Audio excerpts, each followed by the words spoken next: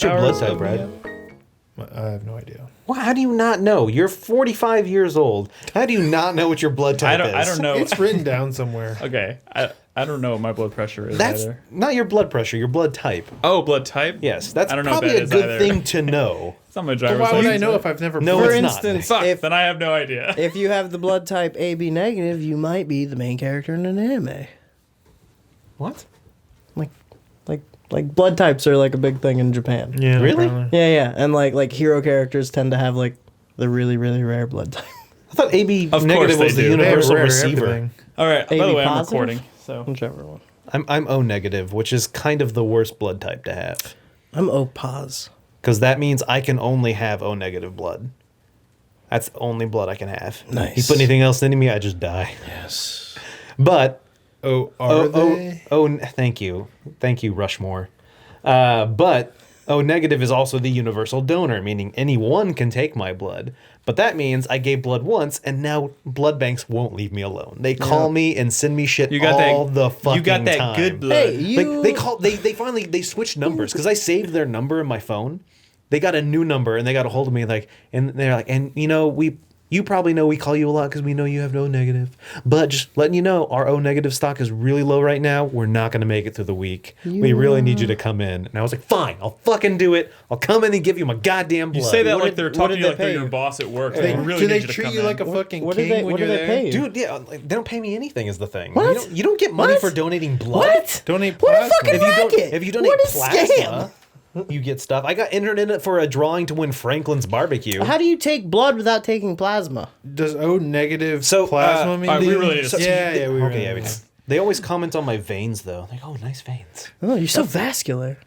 They don't say that. You look don't like be so vain you about look like your you're blood, full of Nolan. blood. Sweet O negative blood. I just like the vein on my arm is decent enough for them to see, I Oh, guess. nice. That's hot. And so they're always like, oh yeah, there it is. slide into those veins. Yeah. Anyway, all right. This hasn't been weird. Nope. Then the vein on my penis. Hey, Nick. Okay, welcome to the show, everybody. This is 4Player Podcast, episode 491. Oh shit. It is February 9th, 2016. 17, Oh, no, Nick did 17. Oh, That's like the first one. I've start done- the year over. That's like the first one I've done all year. 491. Wishful thinking gets you nowhere, Nick. We're Yeah. almost at that episode where Chris won't stop bugging us about episode 500. Why would you even bring that up? I don't think I don't think he was actually going to say anything about it. Yeah, I think he said something last week. Anyways, welcome to the show. My name is Nick Henderson. I'm your host today. I'm joined by Brad Simons, Yes, me. Nolan Hedstrom, Hey everybody. and Crispy. Hello. And we're here to talk about video games. I like how you said Per everyone's usual. full name except Crispy. I know. I feel weird like, calling you know, it's Chris or Can- Russ. how about Right, we all yeah. use first names? Right, It's, yeah, you just know, call him. there's not a lot of podcasts that go full last name anyways. I just want to be Brad from now on. Just Brad from now on. I was talking to Joel the other day, and he accidentally referred to Crispy as Chris, and he was like, "Whoa, Whoa. What the sorry, fuck? You guys is talking about me when I'm not there? That's rude. Yeah." And then he changed it. He was like, "I guess I'm He's sorry, like, I it's fucking Crispy." hate that guy. Like he did he had like a shudder. He's like, "Oh, sorry, I meant to say Crispy." Chris is a bitch. Whoa. Sorry, Crispy's a bitch. Yeah. That sounds much That's better. exactly how the conversation went. Yeah, I can feel it. A couple things to go over before we start this show, everybody. Perhaps most importantly, we wanted to take this opportunity to let you know that we updated our Patreon campaign. The first big update we've done to our campaign in a while. You can see it. I made a post on the site at 4playernetwork.com. You can check it out. We've got new tiers. We've got new milestones to work towards. We have some lofty ones that we're going to hopefully try and push towards. We're going to try and get that HTC Vive. So sexy, I can't wait. Oh my god, I want to put it all over Google my Earth face. VR. I'm the only one that Exactly. can use it right now. Yeah, put it Yeah, on my we're gonna have to face. go over to Nolan's to use the Vive. Anyways, the point is, if you have not yet supported us on Patreon, or if you don't know what a Patreon is, head on over to patreon.com/4player. You can check out all the sweet tiers and milestones and stuff that we're gonna work towards. One of the big ones being we have a exclusive voice channel in Discord for podcast recording that $5 patrons are going to be able to spectate in, and we're going to start doing spoiler casts and bonus podcasts recorded in that room. First one is going to be this Sunday. Me, Brad, and Jaeger are going to be recording a spoiler cast for Resident Evil 7. We've all played that game, completed it. We're going to go into the deep, dark reaches of Resident Evil and 7. Yeah, nooks and crannies of Resident Evil 7. Talk about what we thought of the game and some of the crazier aspects of it. And we'll be recording that. I think the plan right now is Sunday night at 6 p.m. Central Standard Time. So if you're a $5 patron, you can spectate that. And of course, that'll be live. That'll be available to everybody through our podcast feed, our RSS feed, and whatnot. It's a couple of days after we record it, but you can tune in live and listen to it as we record it. So check out the site to learn more about our new Patreon campaign. We also have the top 10 community top 10 videos out. Just went live. The top 10 4-player moments of the year are out. That was a good one. Those are great videos. Man, you know what's funny? I never watched Brad. Fuck. If you say Nick Hinderso, No. I never watched Brad ruin The Witness before. No. And I watched that for the first time. So check out the video. It's our 10 favorite moments of the year, or y'all's favorite moments of the year. It's a good video. Do we have an annotation on that one? We need something to like more than Brad's begging people to stop watching. We need more because I still don't want Somebody people to still ruin got through that whole thing and was like, "I can't believe you did that, Brad." He's like, he literally for 5 minutes was just like, "Don't watch this." Yeah. He's like, "This is gonna ruin the And Witness." that guy's name was Crispy. It ruined The Witness for me. Wait, did you watch it? It ruined my life. so Dude, the I annotation watched is just gonna be like, no, really, he means it. Yeah. Yeah. Seriously, look away now. It should like Seriously. cover the whole screen. Like, please, dear God, stop. Exactly. Believe me. So yeah, check out those are our last two 2016 Game of the Year videos. Your top 10 your top 10 games as chosen by you guys, as voted for by you. It's out. Also, our two winners from the Game of the Year giveaway that we do for participating in our surveys, they both picked Deus Ex. Really? Both of them. And, yeah. So I mean, I liked that game. yeah, it's a good game. Oh no. Some people say it's a good game. Hey, Some there was multiple people who had it in their top 10s. I know. I'm not going to tell you who. I You gotta might- watch the video. Oh shit. Touche. But what was I going to say? Oh yeah. So before we get into, we're going to talk about Nioh today. We're going to talk about. I think that's probably Wait. What? Can we talk about how we're gonna officially pronounce that? You want to say Nioh? No, Nioh. no, it Don't doesn't be have to be that. racist. But can it be Nioh? Nioh? I mean, Nioh sounds terrible. I'm pretty sure that's not accurate, and it sounds like other things, like Neo from the Matrix, Neo Tokyo. Neo Tokyo, the PlayStation Neo. You know, Neo Geo. It's I don't like it. So how do you want to say it? How about Neo? Neo? Neo. Don't, no. Isn't no, the O that's even horrible. capitalized? Yeah. It's I like don't know. they're Neo? spaced. Neo. It's Nioh. Neo. It's two Why don't you different just Ni words. with a space? Nioh. Yeah. Neo. That's how it's Neo. written. Neo. How about Neo? But we don't have to do Neo. like a faux Asian accent. Yeah, please stop doing that. Sorry, it's hard. No, I said Neo. Neo. Okay, that's fine. Neo. Neo. Neo. Okay. Just not Neo. Can we agree that Neo sucks? Sure. Okay. There. Oh, and it has we can pets. continue. Neo. So it is Neo Pets. Neo. Okay. Oh my God! All right, now that we've gotten that out of the way, Neo. we're gonna read some feedback from last week's episode. Ooh. I was not on last week's episode, but I did Yeah. listen to it. So the feedback It was- must be great. It's one of our best in a while. Except y'all.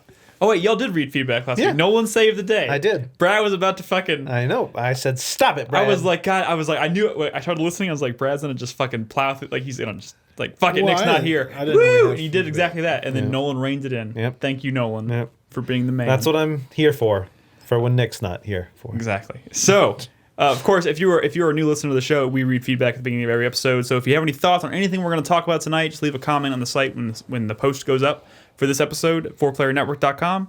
Leave us your thoughts. We'll read them at the beginning of the next episode. We only have a couple from last week. This first one's actually kind of interesting. I don't remember what the context of the discussion was, but Okay. this Maybe is we will. I've never seen a comment from this person, so maybe a new listener. Ooh, Not that's sure. nice. Equack is his Yeah. name. Equack. Equack. He says, my dad is a hand surgeon and actually does thumb replacement surgeries. He says that using the big toe is slightly antiquated. It's an easy surgery to perform, but it makes for a clumsy thumb and it has a very detrimental effect on one's stride. It's generally better to use the index toe, as it's not so big as it's not so big as to be clumsy, but large enough to be useful. Wait, the index Oh, toe is the shit. second toe? But if Yeah. you did that, then you'd look like a Ninja Turtle. I was thinking the same thing. I was about to say you look like a Ninja Turtle. That'd be awesome. Why? Because their feet have like the 2 toes. Well, Their yeah, feet but have, like, then, 2 toes. I understand, but that because we don't have there'd be like a space. Yeah, there'd be a between gap. them? Yeah. You know, my best friend fuck in middle yourself. school had I webbed guess toes. I don't know. That's not. I feel like we all knew that one person in high school that had webbed feet. web something. He really liked to swim though. Webbed something? yeah, Well, web something. Play to your strengths, right? Have you ever done that thing where you hold your thumb and then you slam your wrist forward? No one do it. What? Don't do it. Wait, what is it? If you like hold your thumb and you slam your wrist forward, you can tear this tendon. Oh my god! Oh. Why would you tell people that? I said don't do now it. there's kids all across the nation trying this. I remember seeing like a post online of someone saying don't do this, and then the comments were like, I did it, and there's pictures. They're like, what? And it's not. Stop it! All right, anyway. Moving on. Oh my god. Next comment's from Miklopa. Oh. I can't stop thinking about it. God damn it, Brad. All right. Next comment's from. Oh my god. Y'all the worst. Sorry. Next bit of feedback. Miklopa says, Miklopa. having heard Nolan mention his passion for TF2 during his college days, I'd like to take this chance to highly encourage everyone present in the room to give Overwatch a try. Oh, god damn it. Dude, that's the exact reason I'm not playing Overwatch. I've never said that. The game is just really fun to play, and you can easily spend hours trying to master all the different heroes without ever getting into the competitive scene.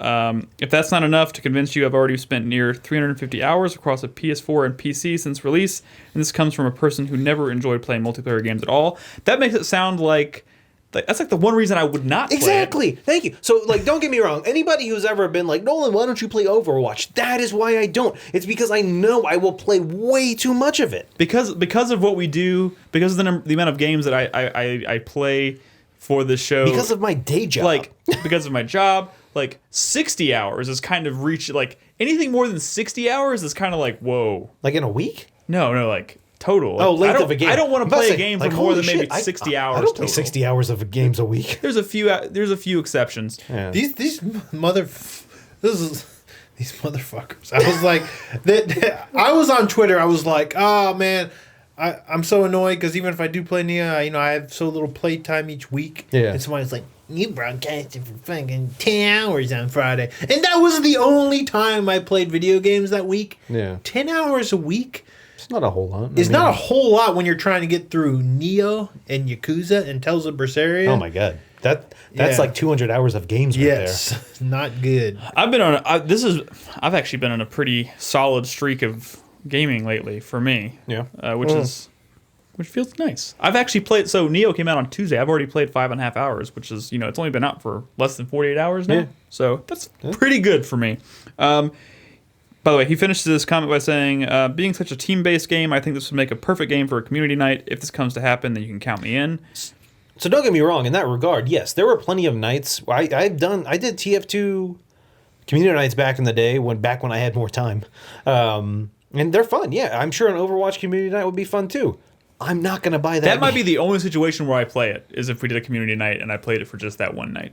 Also, no one gift me that game. I don't want it. Is that reverse psychology you're doing there? No. Okay. If someone does it, it's a waste of money. I am not going to play it. I do not What's- have time. Yeah, I What's know what- reverse psychology? I don't want to drive a new car, so like, don't buy me a new car. Next comment or next bit of feedback from Self Torment. It's great to see Jack back on the podcast, and if you like Yakuza, then you should look up a film series called Battles Without Honor or Humanity. It was I've called never heard of that. It was called Yakuza Papers here in the States. Yakuza That was a song Papers. from the Kill Bill soundtrack. Are you sure it wasn't Yakuza Papers, Please? I'm not sure, but that's okay. that's what Self Torment says. I'm not familiar with that one. So yeah, thank you guys for your feedback from last week's episode. We appreciate it. Like I said, if you have anything you want to leave, you want us to read back on next week's episode, just leave a comment on the site at 4playernetwork.com for this episode that you're listening to right now. Like, speaking of like not having time, I bought Mad Max the other day because it was on CD keys for $2. Oh, dude, that game's great. I know, but I'm like, when am I gonna fucking play this? You will never. I mean, I bought it because I know it's good. I know Nick really liked it a lot. I've Made heard my top 10. Crispy liked it. I did. I know it was a good game. Until I had to do the Gastown races. That shit was kind of lame. Gastown Rakers? Oh, I already messed Sing that the up. song. No, I messed it up. If I would have done it good, it would have been good. I fucked it up. You did. But anyway. You done fucked up. At least you didn't say Gastown Rapist. I almost said Gastown Racist.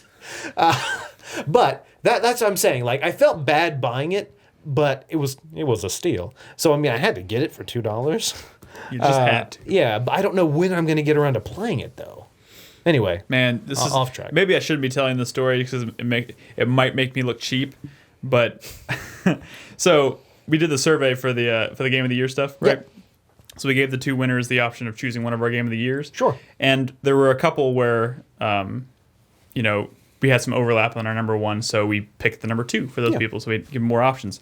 Like I said, they both picked Deus Ex. I didn't get around to buying the game for them immediately upon them letting me know what their notice was. So, and I looked at it and it was $59.99. I was like, but I didn't have my card with me when I looked at it, so I'm gonna have to do it when I get home or something. Got home, booted up Steam to buy the game and send it to him. It had just gone on sale for $17.99. Oh shit! $17.99. Damn, from 60? From $60. Why are you telling them that? I thought it was funny. Nick paid $60 for the game. I mean, that's why I Enjoy said it made me look cheap. I mean, I was really? I was prepared. I was going in to spend $60 a game on those games. I was like, what? You 17 weren't. The bucks? site was. You intelligently used the site's money. Do not feel cheap about that. No, I didn't. I mean, But if anything, I you hope they're kinda- having fun with it, regardless of what we spent on it. You kind of shorted them, what, $43? Something that's worth not of games. what have we learned? Procrastination can pay off. Yeah, always.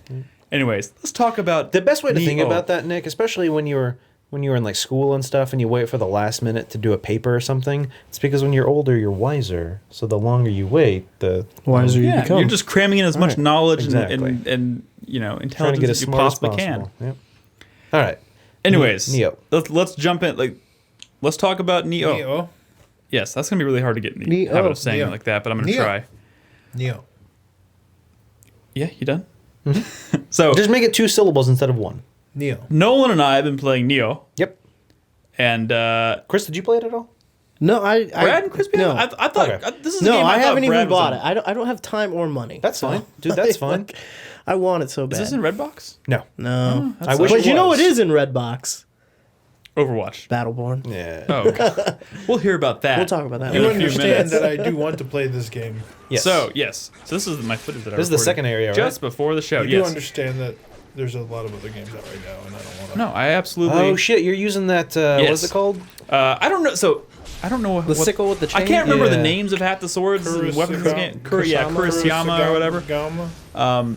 Yeah, it's the one where it's a chain with a sickle at the end, and you swing it around like a crazy person. Yep. It's what I chose as my secondary weapon. I picked dual blades Nice. for my That's- primary, I have that as well. and then the Does all this swingy shit sickle. synergize well?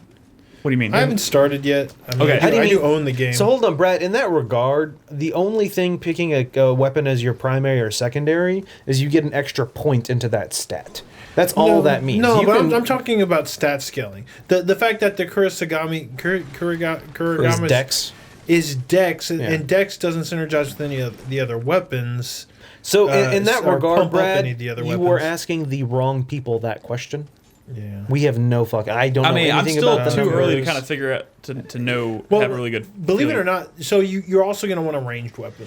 Do you have a bow or I have a gun? bow Yeah. and a rifle. But Yeah. see, none of the ranged weapons are Dex scaling. Correct. None Which of them doesn't are. even make They're sense what to me. stamina or Well, like, I mean, a gun, not dex scaling, would make sense, but like a bow, not Yeah, wouldn't. which is- But weird. it's the way the game handles it. It puts each like weapon is in a category. Like axes are in strength, Yeah. and Right. one of them is in like heart or something like that. It's kind of Yeah, weird. I'm really like that's one of the biggest things that's kind of thrown me for this game is like some of the way they've allocated weapons and whatnot to the various and like even what like when you're pumping like when you're leveling up and you're choosing points Yeah. for each of those things like Oh, right. stamina. I'm just doing it willy nilly right Like now. stamina doesn't have anything to do with your your endurance. Yeah, correct. It doesn't.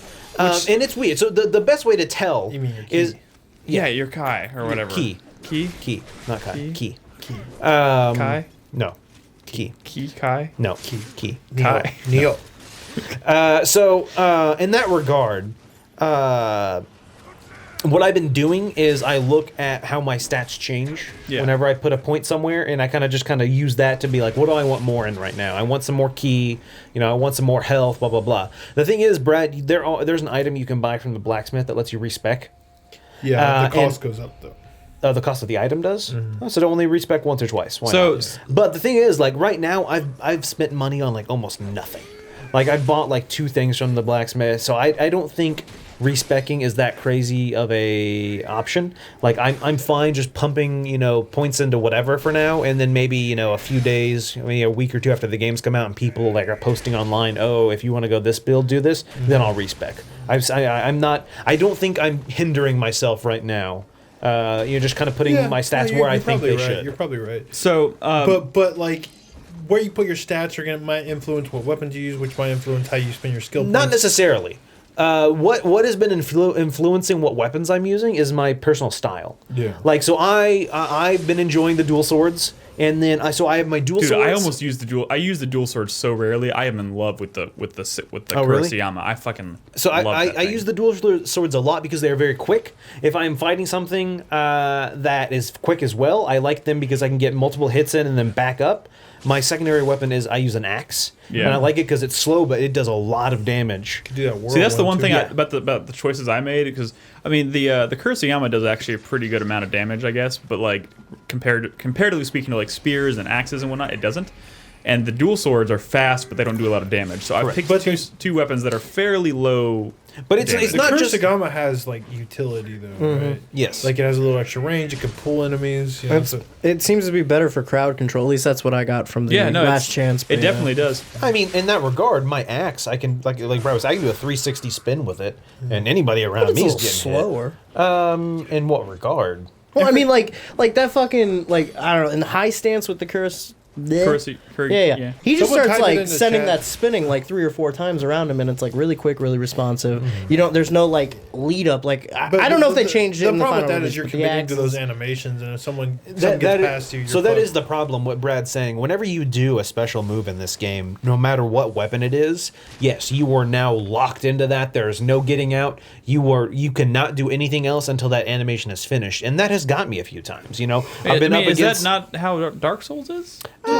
Yeah, but most of the animations in Dark Souls weren't as Pretty long as straightforward, these. yeah. Like something like my axe spin, it lasts a good like 2 or 3 seconds, which in these games is an eternity because this game is a fast-paced game. Ooh, it's so fast. And so, but in that regard, the special moves are what I'm enjoying a lot. Like did you unlock that one move, Nick, with the rush forward with the dual blades?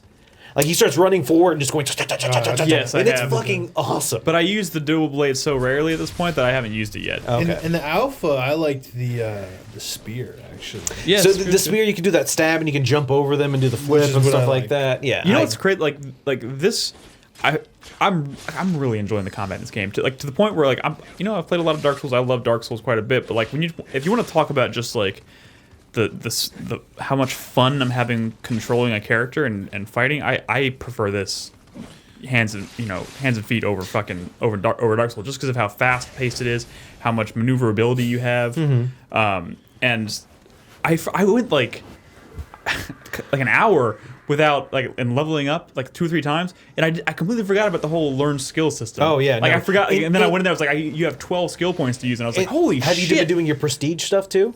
Yeah, I discovered that last night. It doesn't tell you about it. So that's what I'm saying. And I tweeted this the other day. I love this game, but there is too much detail.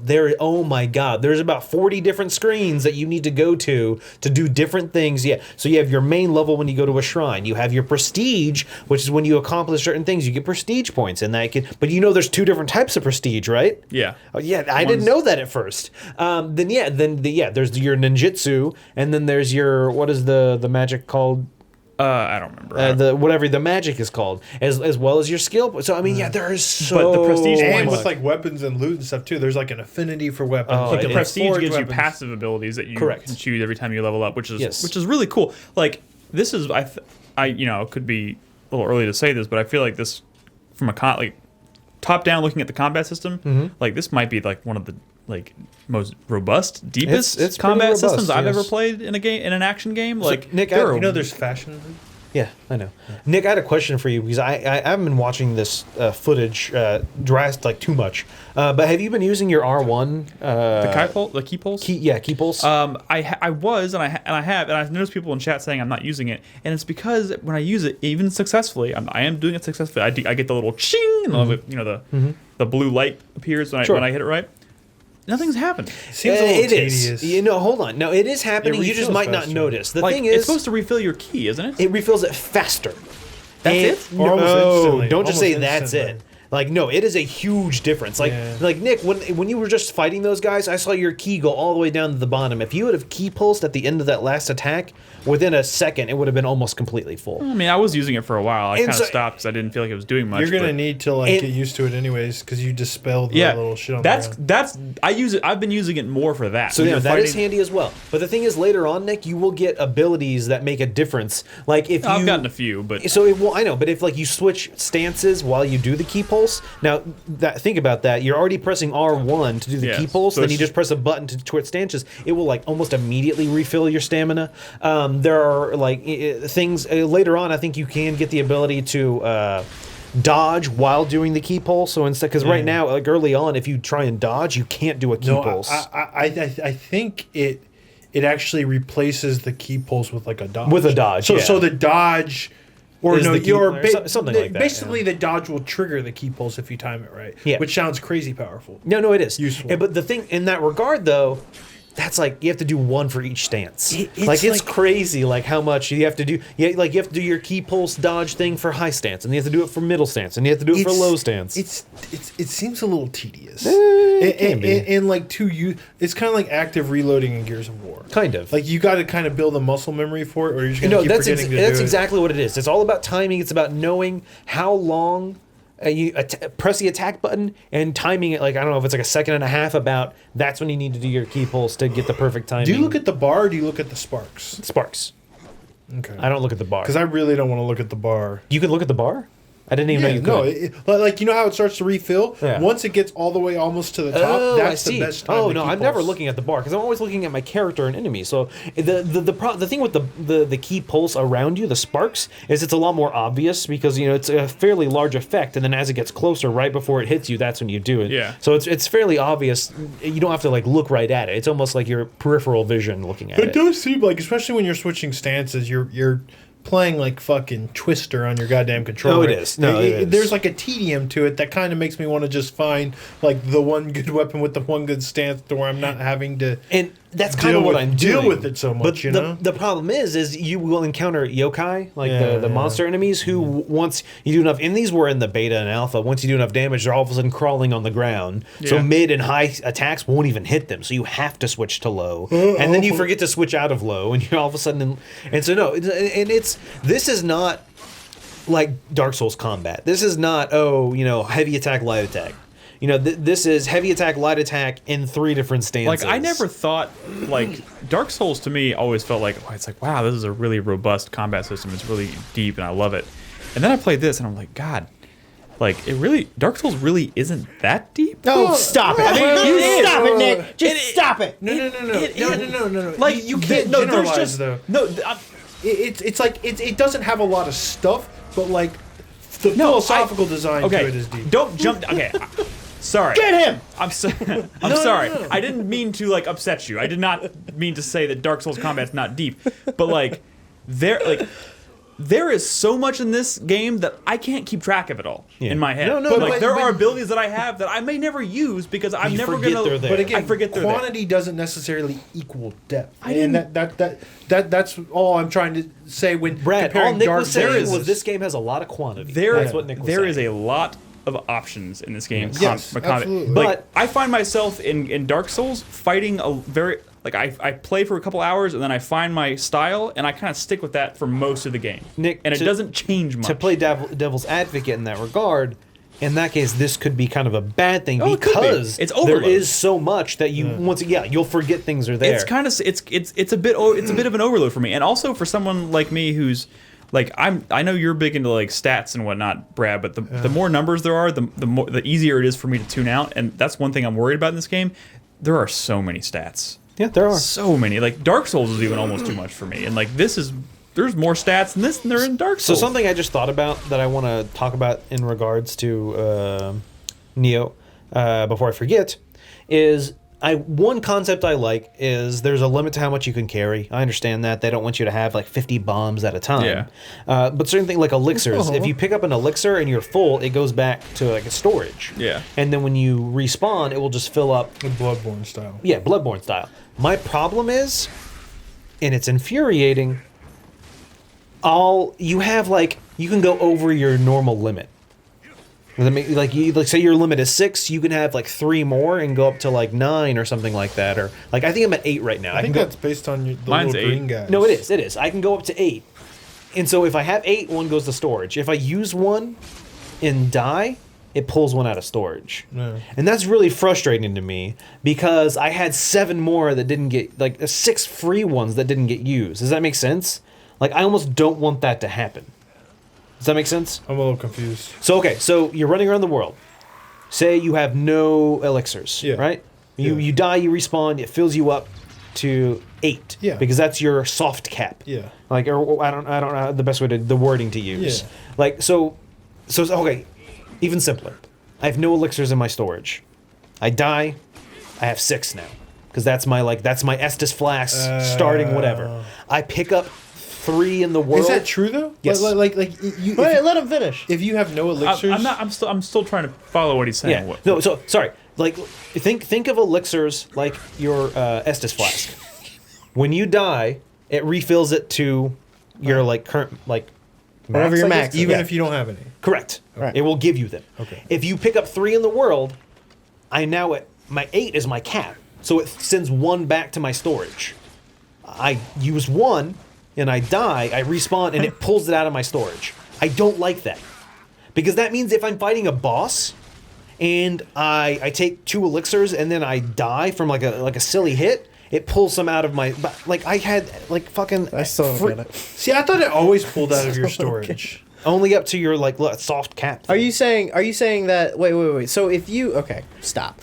If there's no elixir in storage, and you... respawn and you get your base amount of elixirs. Yes. And then you die, having used say 3 of them. So you die and you had 3 left. It gives you 3 free ones. Yeah.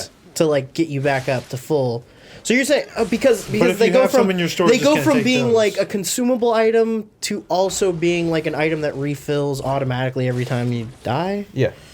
So then they're replacing some of the free ones they could have given you with ones that you found in the world. But you didn't get down to those free ones yet. You know what I'm didn't saying? get down to the. If you, it's weird. I don't like it. It's a weird system that I don't like because, like I said, when I kept dying and it kept taking 1 out. I'm like, I don't want you to take 1 out. Let me just fucking do it on my own. You know what I like? Estus flasks. Yeah. Yeah.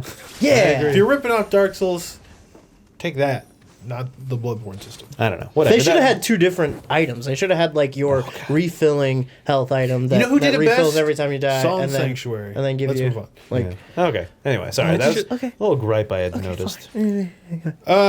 So Yeah. So, start of the game, it obviously takes you into that, the game pretty, it doesn't, there's kind of an introductory area, but then it pretty quickly you get to that area, which was in the demo. The alpha. The alpha, the beta, Yeah. whatever.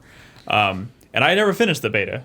I was a little worried because I played the beta quite a bit, and I remember thinking to myself, I don't know if I can realistically beat this game or finish this game. I was having some serious doubts. And then I played that same area in the actual game, and I was like, oh, okay. So they made the demo or the betas way harder. There's less enemies than there were in the alpha and beta. I kept coming around corners and thinking there's an enemy right here. Yeah, Not no. there. gets fucking hard, The alpha was too hard. But I got to a boss. I never even got to the first boss in the beta. Yeah. Got to the first boss. They in didn't the dumb game. down the boss that much. The boss, even the first boss is fucking hard. Yeah. It's tough. So what I'll say is I beat the first boss on my first try. Didn't happen in the alpha. I died so many times in the alpha. Maybe the alpha hadn't patched in the memory leak yet. Oh, Nah. That's true. But the second boss, oh my god, I have not gotten there. got that- my is that ass that handed to me. wolf? No, Or it's not on 4 legs. no. Okay. No, that was the second boss in the alpha. Okay. That's not the second area in the game though. Okay. So- So can I ask how y'all feel about the disconnected? So that's what I want. areas? That's another thing I want to talk about because that's always been a complaint I had with the Souls games because I like Dark Souls, open connected world, and then you get something like Dark Souls 3 where it's physically connected, but you still use a fast travel system as if it's not. Like I think this game is comparable to Dark Souls 3 in the sense that in Dark Souls 3 it's basically the same. But in Nioh, instead of having Firelink Shrine, you just have a map that you're looking And at. actually, and this is something that Jaeger just said. And he's right. Like this game structurally is more. I think has more in common with Tenchu than. Well, which is Dark because it's Souls. level based. I mean, it's mission. It's mission based, and before you go into a mission, Yeah. you choose.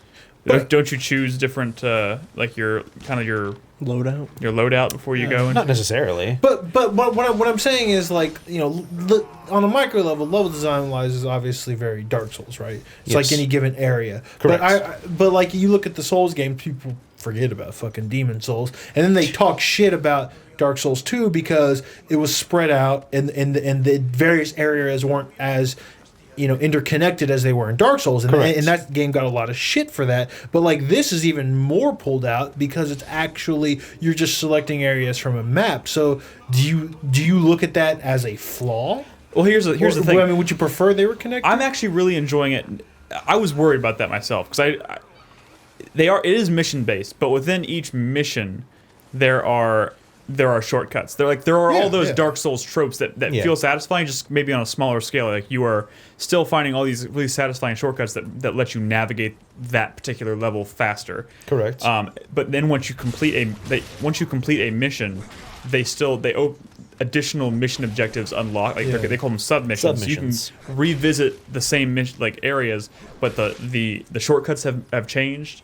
The level itself the enemy has layouts changed. have changed. Like, the enemy layouts are completely different. They will Sometimes put, the time of day has yeah, changed. you got pieces of rubble in places, so the pathing changes. Yeah, no, they change the And submissions. That's up. really cool. It's a bit of a trade off because but you have to reopen shortcuts. no the shortcuts are totally different in some cases. everything's different. I basically play that. Like the first submission is essentially that first mission from play it the alpha. backwards. You play it backwards, but On the beach. But Yeah. you But start on the there beach are no and you go shortcuts back. in that one though. You're right. I guess you're right. So There no, are the submissions shortcuts. though are shorter. Yeah. Sub as in smaller. And they are have quicker. sub bosses. Yeah, the bosses aren't as insane. Like the main missions, I don't know why I did that in quotes. They're called main missions. Are 2 hours, 2.5 hours. They're a chunk of time you spend. Submissions 45 minutes. Like you can get through them. You can probably get through them much quicker. Yeah. But I'm saying the first time you do it, when you're kind of exploring and stuff, they are very much shorter missions. One thing I do like about it, Dark Souls is very interconnected, and you can travel, from one end of the world to the next on foot, which is nice. But it did manage to pull that off fairly well without feeling like variety. Like Bloodborne is connected, Correct. but it doesn't have that same sense of variety as like Dark Souls does because the whole game kind of feels like that gothic. Yeah, it's all the same. Yeah. Yeah. And Dark Souls manages to kind of pull that off, but Dark Souls is also very surreal. This is it's set in Japan, and I feel like there's a lot of different environments you could go to in this game, and I was worried, if it was all interconnected, it might make it harder to It's more jarring. it might keep that variety lower, but by separating out the missions and traveling, like you're literally traveling all over this country, like Correct. you're moving all this place, so like each level can look and feel dramatically different than the last mission. Yeah, from the because of two that. levels you've seen. Yeah, could be. Yeah, But I could don't be. think the Souls games have had that issue. It's No, just- Bloodborne I think had that issue more than Dark Souls. Yeah. But like I said, like the world of Dark Souls doesn't even make a lot of sense. Like it's like kind of surreal. Like that whole game is a very surreal game. Like you're Yeah. kind of like, what is this place? Like how does this even fit together? And like what are like, it's meant to be like that. It's very dreamlike almost. Yeah. This is not like that. And by separating out the missions I feel like you'd be able to kind of jump around, and there might be. I'm hoping there's more variety in this game than than something like Bloodborne. Nick, watching because this of that. fight right here, you definitely need to start using R1. I will. I mean, I didn't know. I literally didn't feel like it was doing anything, Okay. so I stopped using it. I That's promise why. you. You probably you weren't timing it right. Or No, something. I was timing it right because it No. gives you a very obvious. But there are different levels of key pulse reward. So like, I if thought you when you wait a nail little it- bit longer, you get more. I misunderstood it because I thought when you land it, it's supposed to just instantly refill. But so look at when the bar goes down, and you know when it starts to fill back up. You can key pulse at any point when that's going up. But if you key pulse right when it's almost full, when the refilling white, you get all of that back.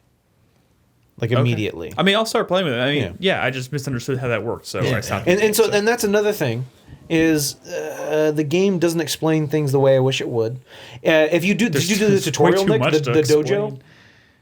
I did the first one. I mean, Okay, so there's a dojo that gets unlocked. I would say do that.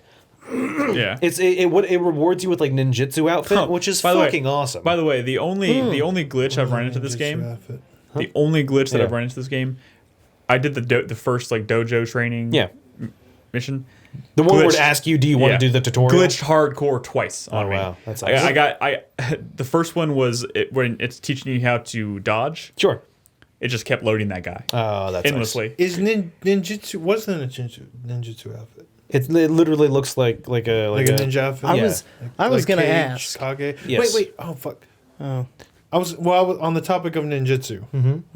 Does that stuff seem useful? Because I was thinking of using the Kurosagama or whatever it's called. That's basically what It- my question was. Oh, cool. Was like, we've seen a lot of like samurai type characters, but it looks like there's also supposed to be like ninjas and like sorcerers and stuff caltrops too. and stuff. Have you guys seen any of that? yeah, so Let's first talk about the ninjutsu. I created, what do they call them? Not the Shurikens? Not the shurikens. The next Kunai? step. Kunai. I created some kunai and used them. So yeah, Does it seem useful? yeah, no, definitely. Because Like, does it seem like a shit valid doesn't strategy? seem that useful in So- Souls games. So I don't know if you could go straight that route. And I think the problem is because you're limited. You can. It's not like they don't give you ninjutsu points like they give you skill points. Like it's a much slower thing.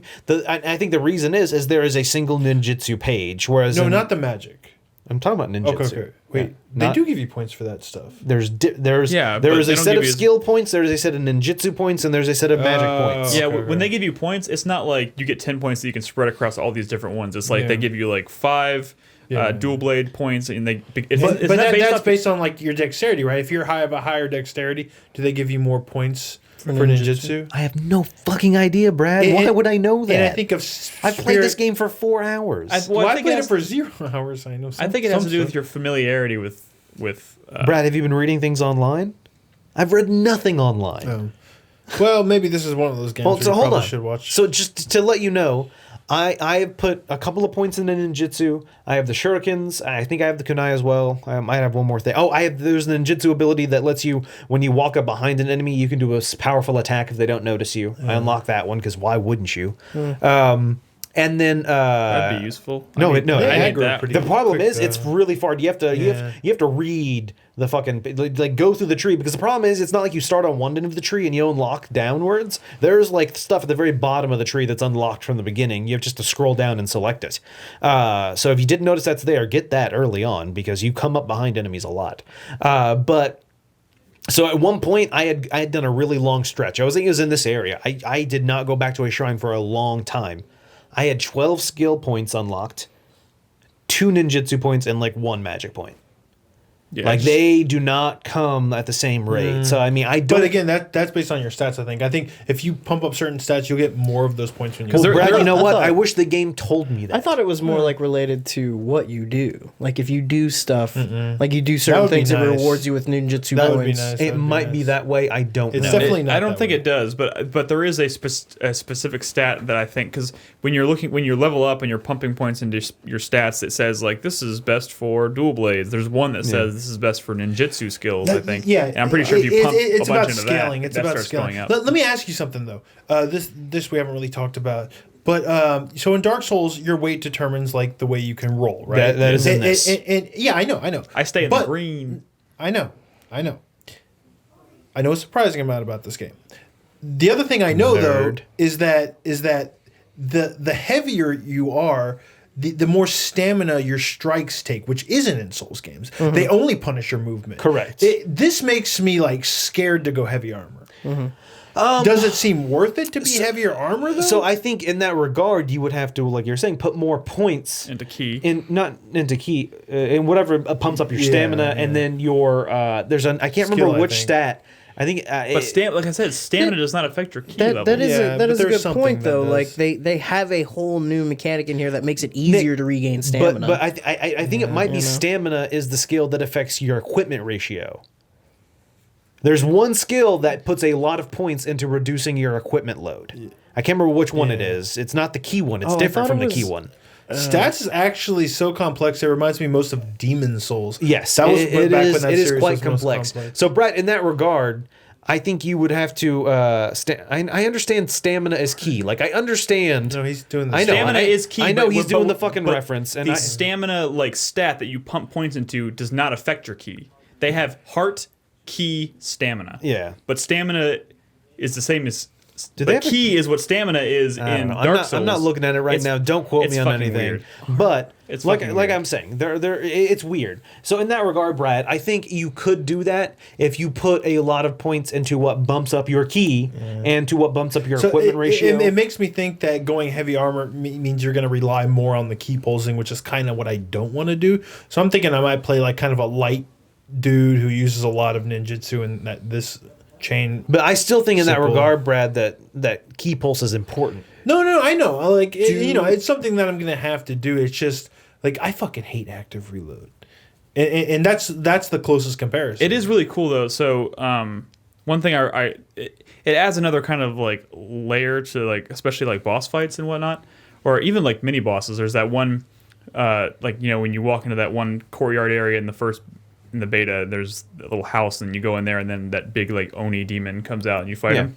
And he's surrounded by The funny thing is what's you're it called, yokai or yokai are Demons. the demons. yeah, but they're surrounded by this like aura that if the yokai realm or something like Yeah. that. It's something more like that. if you dip in, if you walk through into that aura when you're fighting them, your stamina, your ki depletes faster. Yeah. I think you do more damage. I could be wrong. I think they do more damage. I mean, I think it goes both ways. Okay.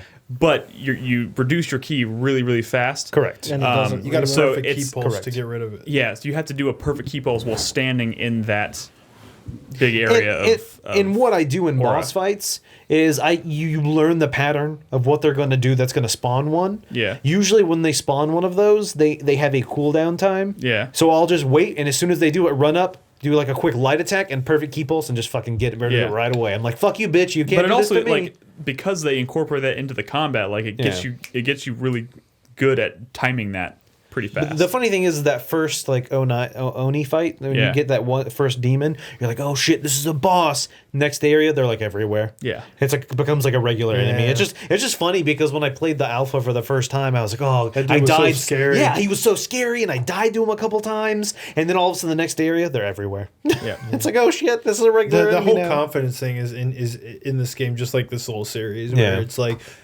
you start off being so scared of everything, but then you're just running through like Summonisky in no fucking time. cool. So Nick, it looks Yeah. like you went with, is that the hawk? No, it's the wolf. The wolf. Okay. So That- for that your little thing, spirit, that guardian spirit, you went with the wolf. Yeah. That was your which you can living change. weapon. I went once you unlocked. I wanted to go with the shark. I did shark. Oh, He looks I fucking kinda love lame. the shark. With the shark, you know I what the use shark does, in the right? Alpha. He's What's cool. the passive You know benefit to the shark? Yeah, enemies appear on the mini map, Oh, so you can tell when enemies are you coming. feel up. sneak up better. Yeah, I feel like I have a pretty good. I mean, maybe They I don't haven't have been snuck up on passives? very much. yeah. What are the different passes? Yeah, ooh, there's a lot. Like It's one not- of them increases gold pickup. I think the wolf or fox or whatever does like damage or something. It might be, Brad. Like- when you look at them, it gives you a list of them, and depending on how much spirit points you have, Yeah. the more you have in spirit, the more passives it unlocks. And so, like I said, the shark. I just unlocked a new one. When you defeat the second boss, you get Yeah. access to a new one. Dude, I'm my favorite. I think one of my favorite additions to this game is still finding the little green. Kodama. yeah. Kodama. Yeah, because you can find them and they bless you. You can go to the shrines and you can choose different blessings. And like, they're adorable. Like Yeah, they are. right before I go to fight a boss, I was like, shit, I'm running out of elixirs, I chose the blessing that increases the percentage chance of enemies dropping elixirs, and within like 5 minutes I had max elixirs for the boss fight, which is cool. But like the more you find, but the more you find, like, they can actually like stack on. So the first one... Oh, no, yeah, it increases the percentage. Yeah, so it went from like 5%, then you find another one, it increases to 10% chance, and there's like 5 or 6 slots in there. Which the Souls one, the Amrita, whatever, I'm just going to call them Souls. We're just going to call them Souls. Yeah, I have that now. I get 20% more Souls from enemies, just period, because I had that But that's bonus only for that one level, right? No. Man. No, like the little green guys. As long as you there have that blessing. are X amount of green guys in each level, but that carries throughout the game. Nice. That really incentivizes exploration. It does. No, and so like I missed one in the first level, and now I'm going to go back and find him because I'm mad because I got 8 out of 9. The second level, I actually found all of them when I played. I think there's something in the game that will actually help reveal where you are. I don't know if it's a magic thing or something, but there's something in the game. It might even be a stat that's tied to equipment or something that actually reveals where they are. Before we move on, because we probably need to move on. Yeah, we do. Because we're going to be talking about it a lot over the next few weeks, I'm sure. What do y'all think of the? Well, I guess Nolan. What do you think of the story so far? It's interesting. It's. I mean, it's not. The guy's got an interesting accent. He does have an interesting accent. No, the funny thing is all the other characters like have. I don't want to call them racist accents, but they are very thick Japanese accents, and I assume they did it on purpose. Like you're in Japan, these people aren't going to speak fluent English. Yeah. It's Japan in like the 1800s. Yeah. So it's just funny though. He's like after like I think going into the second area is that when you're at like there's like this bar scene, right? That one where bar scene? Not bar. They're all drinking. No, I haven't seen that yet. I thought that was when you went to the second area. Nope. Okay, well, there was a scene where there was like it might have been at the very end of the second area. Yeah, it was after I beat the second area. Like there's some people that are getting drunk, and William, the main character, is just kind of like okay, and then you meet this like and then this Asian woman shows up, and she has a super thick accent, and I'm just like, ugh, like it just feels weird. I don't know, but so story, I didn't know like about like the mystical like creature things, like the cat. Oh yeah, he's another spirit guardian. Yeah, he's like a spirit guardian, but he like talks to you and stuff. Yeah. And that's just like I didn't realize it was like kind of like as anime-y as it is, but I like it. It's fucking like the cat shows up and he just like starts talking. He's like kind of sassy and like he has that eye patch. Yeah, that's you know what this game like or tonally kind of feels like to me so far. What's that? It reminds me a lot of Onimusha 2. I never played Onimusha 2, so I can't compare. 2? Yeah, because I think the tone of Onimusha 2 was actually quite different than the first one, and 2 like you kept talking to this like essentially a spirit guardian lady. Yeah. Like the one she's like half dragon, she's like half human, half water dragon or something like that. You talked to her several times in Onimusha 2, and there's a lot of daytime sequences in Onimusha. I don't know, like just something about this game kind of reminds me of definitely more of Onimusha 2 than Onimusha 1, but anything that reminds me of Onimusha Nick, is good, okay in my book. I feel like you talk a lot about Onimusha 1, you talk a lot about Onimusha 2, you talk a lot of shit about Onimusha 4, but you never talk about 3. Well, it's not my favorite. 2's my favorite. But going back to your original question, Nick. Sorry. I am enjoying the story. It's not like Metal Gear Solid story, but it is way better, in my opinion, so far, in the 5 hours of this game I've played, than like Soul's story. I can follow it a little bit better. I understand what's going on. I don't even know if this like... Be careful, though.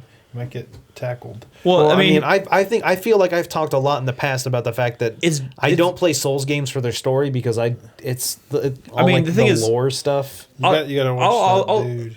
The thing about Dark Souls in the story is that I have opinions on that dude. Dark Souls is always intended to be like very, very, very surreal and out there, and I don't think it's meant to be followed very closely. Like it doesn't. I know from beginning to end. It doesn't make a whole lot of sense. This is like telling a more traditional story in with everything else resembling Dark Souls. But I'm just saying, I like what I've seen so far. When you meet at the end of the first level, you meet Hanzo Hattori. Yeah, and he shows up, and then there's the cat scene. Yeah. And I was like, "What the fuck is going on with the cat?" You know, when he's like, "It's time to go." He pulls the cat out of his jacket like it's a wallet, like it's a watch, or Or No, watch? like it's a watch. Like it's a pocket watch. Like it's a pocket watch. And Oh, apparently, is that what according that to was supposed chat, to- that is a thing in Japan. They used to look at a cat's eyes to tell the time. And that's what he was doing. He pulls the cat out of his jacket and he's like, he looks at its face and then he puts How do it you back. tell time by looking at a cat's I don't fucking eyes? know, but I fucking love Maybe it. it's by Probably- how dilated the pupils are. Yeah, maybe. Probably the same way the gopher sees his shadow. It was fucking amazing though, and it's like I'm enjoying the story. I almost wish there was more of it. Once again, I'm not super far, so I'm excited to play more. I'm just really excited to be playing a Souls game that reminds me of Onimusha, which is one of my favorite classic PS Yeah. PlayStation franchises. That character's name is Hanzo Hattori. Yes. Yeah. No, I mean, you meet it's It's the like other a way. flip on. Sorry, Hattori sorry, Hanzo. Hattori Hanzo is his name. I'm sorry if I you messed that you up. meet historic like you. So I've heard like that's the game. It's kind of like Gun good. yeah, dude, alright. dude. I think the gun's pretty good. Yeah. It's slower. Like that's one thing I had. Like because the bow, you pull out the bow and Right, it blows pretty Yeah. quick. the yeah. bow is great. I switched to the gun just to kind of play around with it, and it's definitely slower and it requires more time for reloading and whatnot. But Yeah. I mean, just kind of adding on to how complex this game is before we move on. There have been multiple times where I've pressed the wrong button because to switch between weapons, it's not just like you have to hold R1 and then tap a button. And to switch between guns, you have to hold R1 and press the other button. And then, or R2 or something like that. I can't remember now. And no, R2 is what switches your fucking quick items. And there have been multiple times where I've gone to heal, but I accidentally imbued my weapon with fire because I was on the wrong screen. Like, That's oh, not- like it there are takes some worse getting used accidents to have, I Nolan. know. So yeah, let's we'll revisit this. Oh, we definitely Brad, when will. are you gonna play it? Soon? I hope. There's Well, some since he just got it today. there's some controversy there actually. There's some controversy. Well, I have the day off tomorrow, and I told myself I'm not going to play this game, and I'm going to play Yakuza and Berseria all day. Can I borrow it? I could do that. No, I should be playing Yakuza.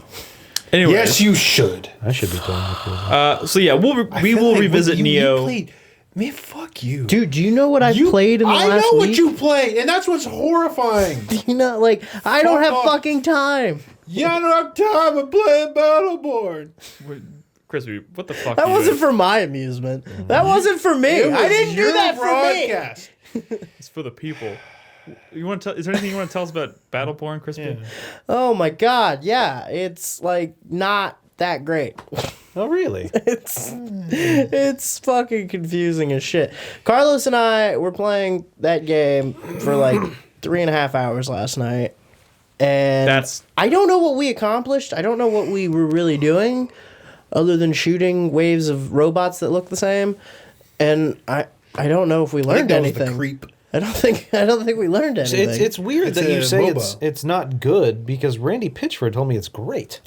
I don't And know. why would he lie? I don't know this for a fact, but I think Randy Pitchford might be full of shit. No, he is full of What? shit. He is full of shit. But have you not played a MOBA before? perhaps I've more played a MOBA before, Oh, okay. but this isn't even set up like that because we were playing the story mode. Like there is a okay. competitive mode that is essentially a first person shooter MOBA. The story mode that we were playing because we thought maybe that might be a more Sure. fulfilling co-op experience. Really is like a MOBA if the MOBA only went one direction, like if it was one way, and then there was like bosses, like just kind of these lame, uninspired Borderlands type bosses makes sense. every 20 minutes. And it fucking sucks because like the whole mission structure is set up like fight your way to this point, defend this point from 6 waves, then move on to this next point, defend that point from 6 waves, and then move on to a final point, defend that point from 6 waves, and then there's like a mini boss in the middle somewhere, and then a boss at the end. To be fair, and if I you didn't fuck know- up anywhere along that line, like the whole thing's a wash. Wait, how many waves of 6? I are thought there? y'all played real Battleborn. I'm sorry. You said I there was don't know. Is the fucking multiplayer, like, is playing the MOBA multiplayer, like, competitive more This real sounds than like they this? weirdly tried to attempt to turn a MOBA into a single player campaign, and it sounds like it didn't work out. Did you say there's 3 waves of 6? Like 3? Is this gonna be a Dude, I don't even know if every mission's there's set up six- like six- that. 6 waves? It's yeah. I don't know if it's 6 waves, but that's kind of like what it feels like. It just feels like you're pumping a lot of damage into The devil chattel and minions for an hour, and then maybe you get some XP. No idea what any of that meant. Like It's like you were what do you speaking in mean? tongues. No, I mean, Chattel and minions. yeah, chattel. Look it up. Get a fucking dictionary. Monday Night Combat was pretty fun. Like it's kind of like that, except you're not fighting another team. Yeah, well, I thought y'all were playing multiplayer. Like I'm sorry. the Monday Night Combat setup is kind of well, like I don't know. I mean, did I? That seems fucked up to me. That like I played one of the two main modes of the game and I didn't play the game. Like, Well, I mean, That's like, a bit strange. That's no, kind of no, no. fucked Like up. Battleborn, that whole Like, am I mode gonna is get probably a bad idea. Battleborn purists like yelling at me now, being like, "Oh my Yeah. god, you didn't actually play Battleborn. I mean- you were just playing the fucking like co-op Crispy. bullshit part of Battleborn." Crispy, I think you Like, would are get there- that, and I think that's somewhat reasonable. if those people existed. Are there Battleborn no, no, no. What I'm purists? saying is, I think you played Dude. like the weird Sure. tacked-on thing that no one likes, as opposed to there are some people who probably played the multiplayer dozens that think of it's a us. solid Monday Night Combat-y type of game. I Dude, guess. I don't mean, know. it's like, I mean, was Monday Night Combat really that good? Yeah, but a lot of people liked it. It was I mean, fine. it's- it was it's solid, but what whatever I'm- it was. It's fine. But what like, I'm saying is, I think you were playing something bad and weird, but I don't think I'm not loading it back up. I'm not playing it again. I uninstalled You it gotta already. play I'm the not, multiplayer. I'm not going back. you have to play the multiplayer. You have to go now. back. No, You have I to go don't back. have Next to. Wednesday, he's I confirming refuse- it.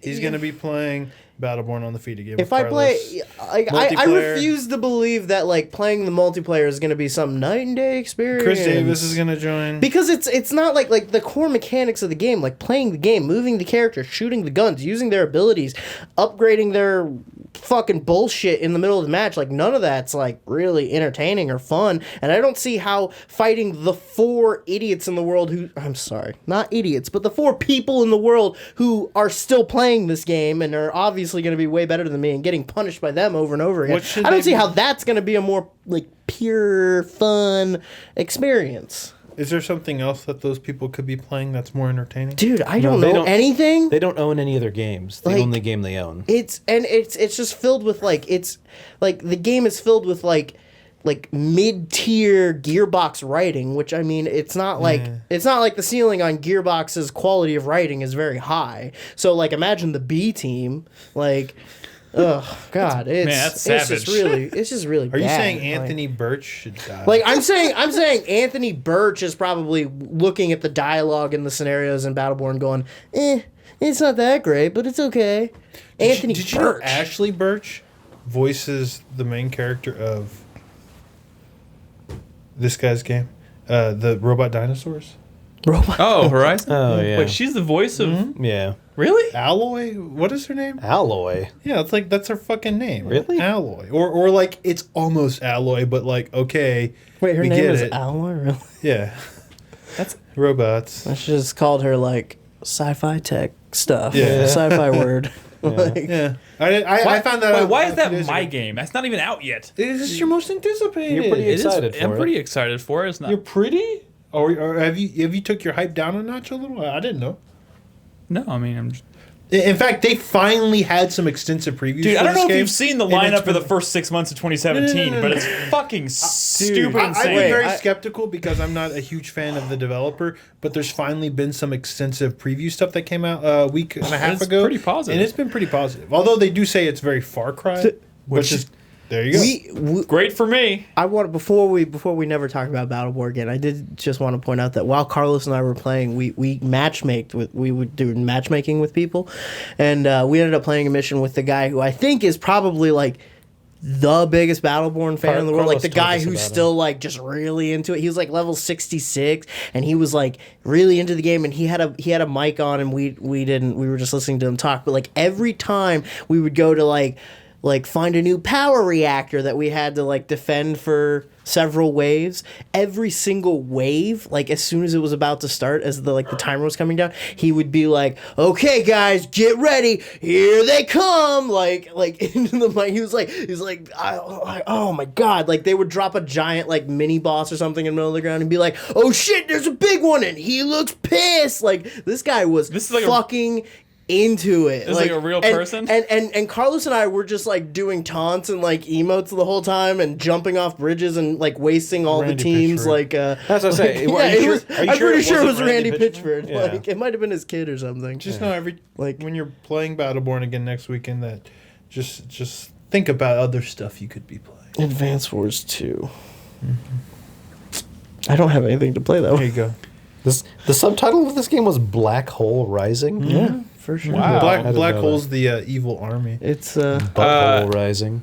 So before we take a quick break, I have two really quick games I could bring up. Okay. I know you had a game you wanted to talk about at length, right? Yeah, I didn't know So you had two more. can we start the next segment off with that? Sure. I just want to wrap up this. I finished Gravity Rush 2, by the way. Oh yeah, man, where are you finding all this game time? Dude, You're Mr. Nick. Oh, I can't. No time to play games. I'm German. I mean, what? I don't think Nick's German. I don't know, but I mean, part of it has been not accomplishing other things that I should be accomplishing. That's one of them. But yeah, Gravity Rush 2, finished that game. That's like a 35 hour game, which going into it did not fucking see that coming. Yeah. And I really, really, really like that game. Everything that I said about it before, everything that I was praising it for before, still stands. I thought you were gonna say I take it all back. But I gotta warn people. Man, I saw 3 sets of credits roll in this game. What? I thought it was. So I started playing on Sunday, and I was like, I got up at like 9 o'clock. I'm gonna try and finish this game. And I got to about 1 o'clock in the afternoon, finished chapter. I don't remember what it was, but saw the credits roll. I was like, oh shit, I finished it. It's done. And then it's like pop back into the open world, and then like a story thing happens, like a cutscene happens. Like, oh, it's just still happening, and it's like, oh, and then a marker appears. Like, oh, I can go. There's like a post credits mission or something. Follow that. 6 hours later, six missions left. After that, I fight another final boss, and I see another set of credits roll. Is it the same people or like different people? Same people, I'm pretty sure. I mean, I wasn't keeping track of who was in the credits, but It was the people who made that 1 6 hour sequence. it was like you get to like chapter 20, the game ends, and then another thing happens, and it goes on for 6 more missions. I think I wrapped up like mission 26 or something like that, and you fight. I swear to God, I must have fought like 3 or 4 bosses that I thought every time I fought, I was like, oh, this is the final boss. There was like, it's one of those games. It overstays its welcome pretty dramatically, which is weird because good. I sent this back to Gamefly. no, the game is great. Like that mechanic and like that world is still like Story. Remember how we talked about that the first time we talked about it, where it's like the world is like layered and it's huge. Yeah. They fucking. I don't want to spoil this necessarily. That's not Okay, really well, a then don't. spoiler. Let's just say they double it. They flip it upside down. They fucking double it in the game. It gets huge. And like I was playing this game. Remember how we always talk about like Superman games? Like they can't make a good Superman game. There's no way it would work. Yeah. I'm playing this game like you could totally make a Superman game now. Like the world is big enough that you as Superman could fly around this world and not feel like And you could you're going from one end to the next and like. You shoot No, your, I don't think that was the problem. I mean that with was Superman, not the only problem, but that is a problem. I remember having discussions about talking about why Superman Be a wouldn't work in Superman- video game form. Superman game where you can shoot your laser beams at people and kill them by destroying buildings and Dude, stuff. a Superman game where like you frequently have to deal with like normal human criminals, and you have to be very careful not to Like, gentle with to them. obliterate them. Because Yeah. if you kill one, it's like game over. Like, What was the other thing you said quickly? I did the DLC, the single player DLC for Resident Evil 7, which I didn't play the Nightmare mode, which is probably something that you'd probably be more interested in because it is more of a combat focus. Yeah, the survival, kind of like Mercenaries, I guess. Or it's kind of like the Call of Duty zombies, right? Yeah, I think so. Sort of. We had to survive until daybreak, but I played the bedroom sequence, which is just another one of the like the happy birthday sequences. Yeah. But it's essentially an escape room. I know Jack kind of mentioned it last week on the show. And I guess he had maybe played it before the show last week. But man, the way they're doing this like escape room stuff in this game is really, really cool. And like, so the whole setup in this one is the mother baker like ties you to a bed and like trying to feed you like nasty shit, and she keeps leaving the room, and then you escape from the restraints and you have to try and find a way out of the room. But every once in a while she'll come back and you can hear her coming, and then anything that you've disturbed in the room, you have to put it back the way it was and That's then get kinda back cool. in bed. Yeah. And You take your pants off and get back like in bed. if you forget to like close a drawer or like put like there's these paintings you're kind of moving around the room to solve a puzzle.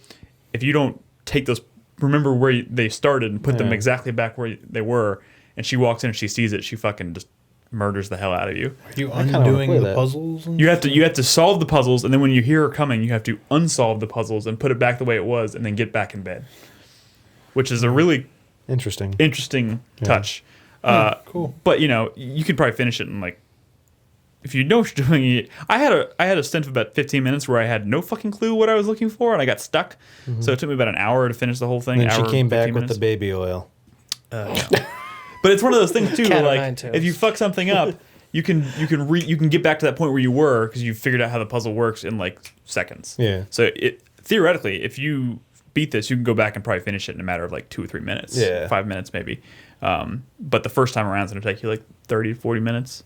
But yeah, it's really cool, really unique. And there's one more piece of DLC coming that has 2 more single player components to it that I'm actually really excited for. We'll talk more about. I have a specific question for you, Brad. After hearing you talk about Resident Evil 7, that kind of pertains to that happy birthday sequence. Well, we could talk about it in our spoiler cast. We'll talk about it on our spoiler cast, which we're recording on Sunday. I wanted to briefly mention, I'm still playing Persona 4. That game's never ending. Nope, it doesn't end. I really wanted to finish it before 5. There's still Haven't time. yet. I know. There's All right. still plenty of time. That's it. That's all I wanted to say. I'm still playing. But yeah, that. we're gonna take a quick break, and when we come back, we'll talk. I know Brad's been playing Fire Emblem. We'll talk about it. We'll talk about it, and then there's actually some. There's some. You news. actually, the way you said it was perfect. Fire Emblem. Fire Oh, okay. I see where you're going with that. All right. So if don't go anywhere. We'll be back in a moment.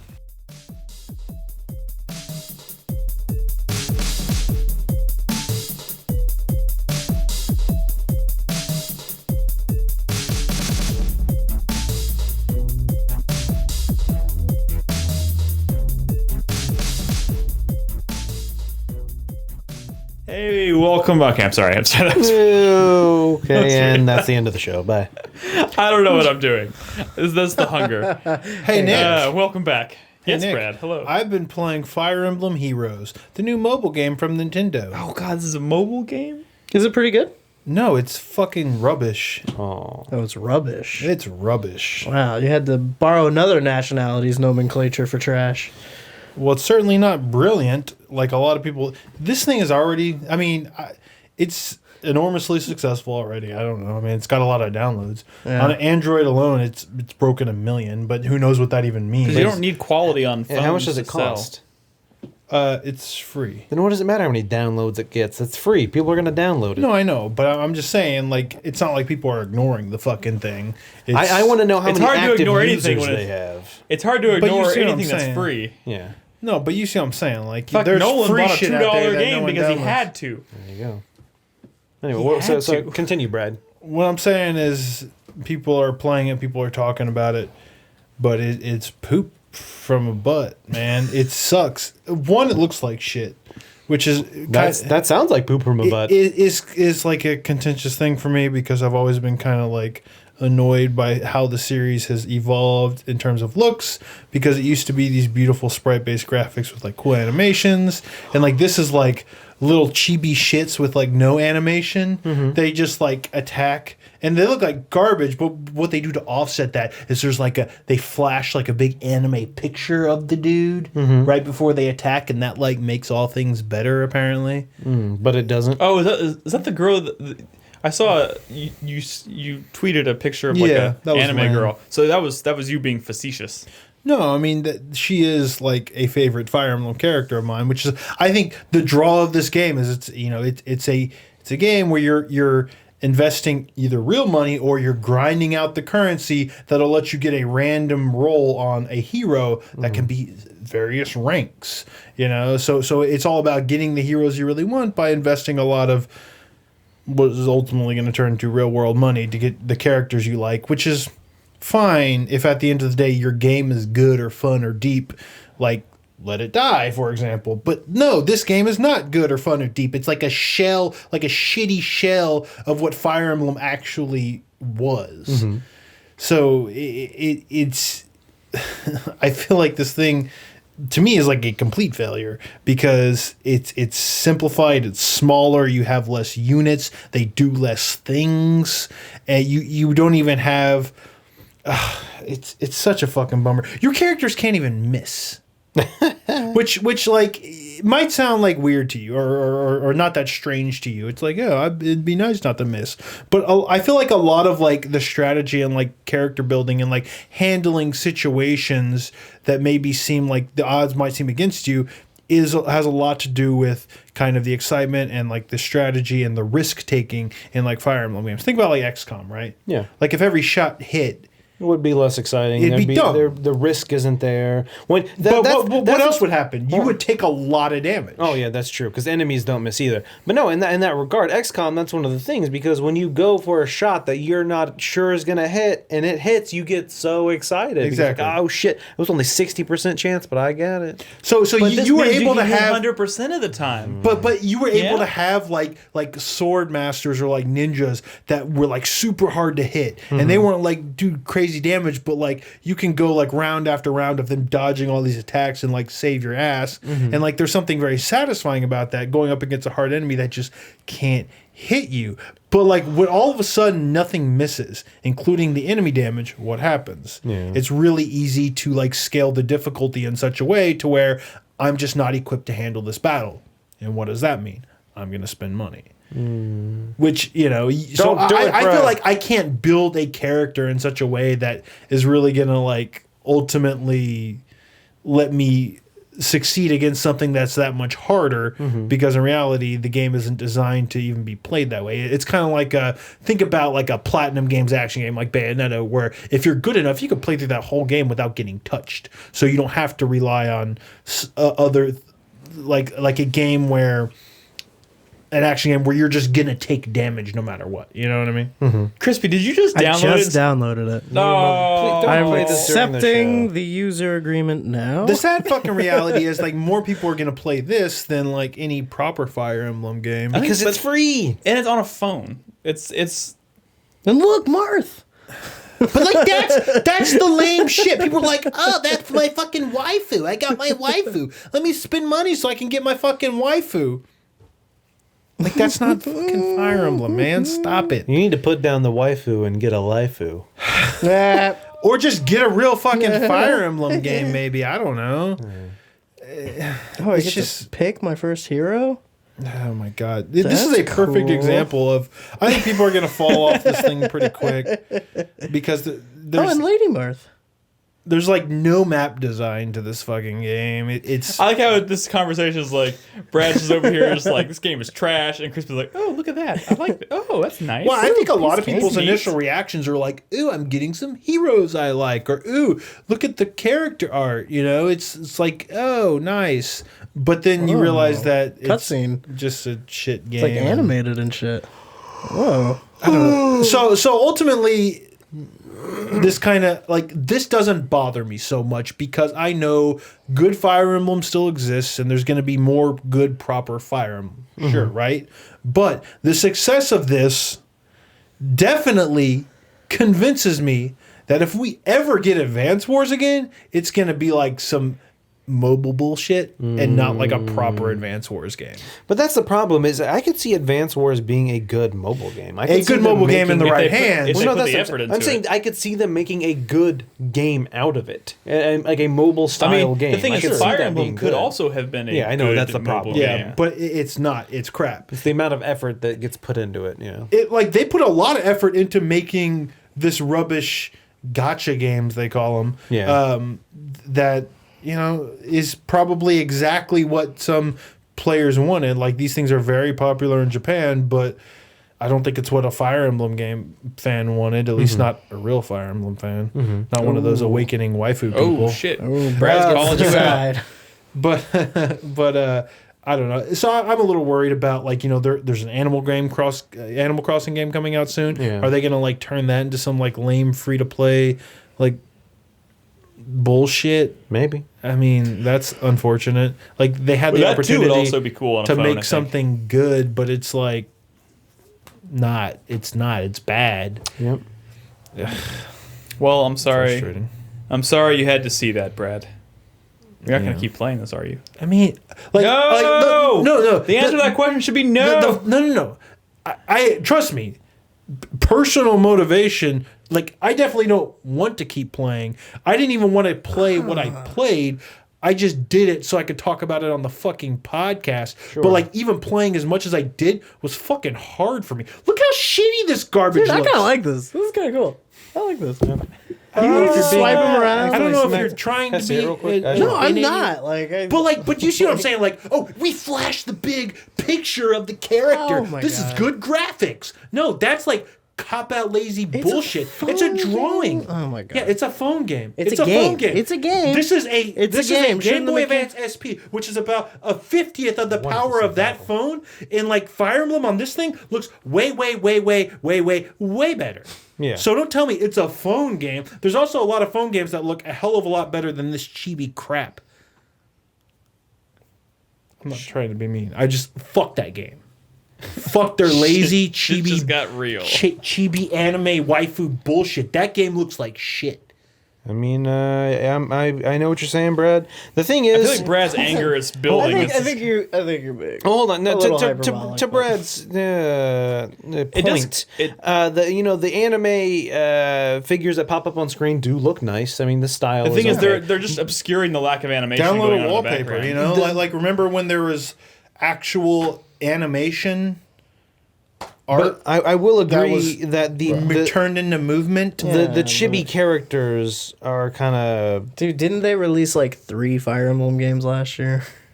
No, I know, which again is why I'm not gonna like lose sleep over this piece of garbage. Yeah. But like, if the success of this could easily kind of like dictate major decisions that Nintendo makes about franchises like this. Don't worry, Advance Wars is never coming back, regardless. Which hey, you might be fucking right, but they've also might have been looking for a way to like bring it back, and the success of this could remember this is the same Intelligent Systems is on the title screen for this game. Intelligent Systems. They're the same people that make Advance Wars. So like connecting those dots is not fucking crazy. Yeah. And there are Advance Wars clones out there that do a decent job of trying to be Advance Wars. There was a game that came out on iOS last year called Warbits that is like very like faithful to kind of what Advance Wars was trying to do.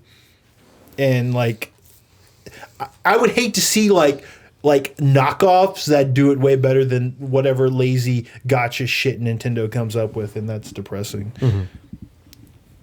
You know, like it's like if Konami tried to pull a team out of their ass to make a 2D Castlevania these days, would probably be like a sad fucking affair compared to something like Chasm, which actually gets it. You know what I mean? Well, you know what? I'm glad we ended impressions on a high note. Well, hey, not everything has to be a fucking high note. And I've seen people in chat like, well, Brad doesn't like it. It must suck. Listen, man. Just because I think it's shit doesn't mean I don't think you can not think I it's wouldn't shit. trust Brad's opinion on anything. It's not about trusting my opinion. You can fucking listen to me, but that doesn't mean I'm slapping the fucking game out of your hand. Play it. Be happy. Cool. Darja's really sexy in the picture. I did see that. Wait, who? Darja. Darja's always really sexy. Yeah. She was my waifu in Awakening. That's nice. All right. That's it for impressions? We good? Yep. We have, there's been some news worth talking about. I'm going to let Chris Davis's decision on the slide dictate which one I'm going to talk about first. Hey, Chris Davis. I don't remember. Do your job. I don't remember what the news topic is. Oh, look at this. Oh, God, we're starting with this one. Let's keep the Brad rant going. Okay. So, Brad, Netflix is developing a Castlevania animated series. Okay, I didn't read anything on this because I'm like skeptical. Anything video game related that they announce, I'm like skeptical that it's ever actually going to come out. The thing is, I don't know about you guys. I was real surprised that Assassin's Creed actually became a real movie that people were able to go to theaters and watch, because that's rare. People I know, watch but that? the thing is, when Netflix's name is attached to it, like, they have delivered on just about everything that, I mean, I'm not saying in terms of quality. Is this supposed to be live action or animated? Do we know I that? heard it was animated. Animated. But who? So like there is some animation studio out there that really likes Castlevania or something, because I don't really see Konami saying we really want to turn Castlevania into a fucking show, right? So, I mean, what? I don't even know how to respond to this.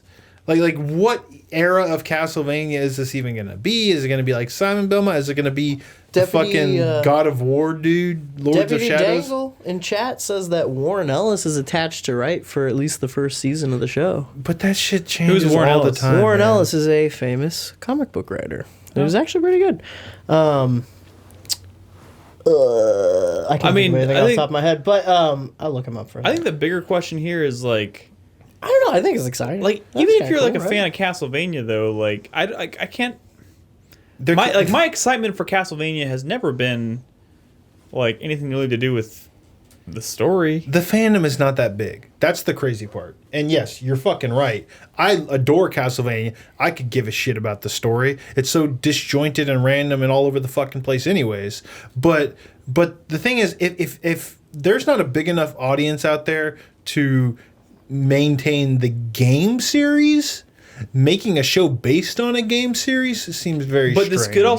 this could also work the other way. Well, not if You think people might get into this having no idea what Castlevania is? no, I and mean want to play a game? I think maybe? people will get into this purely because it's Netflix and people have a lot of trust in Netflix. But Netflix attaches themselves to everything these days. I know, There's like so and many. so much of it's good. There's a decent chunk that's not that great. Sure.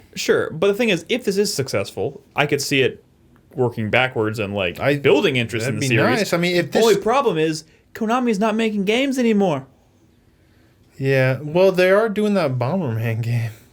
I mean, like, if this was any other studio, it was just a studio that makes games that happened to have a franchise that was like dormant, I'd be like, oh, this could be really good for the franchise. But this is a situation where we're talking about a developer who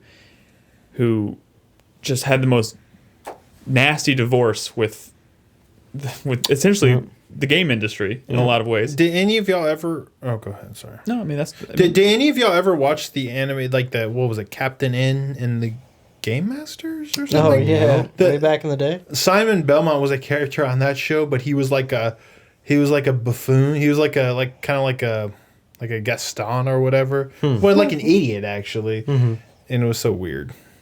You should look up some clips of that. It was insane.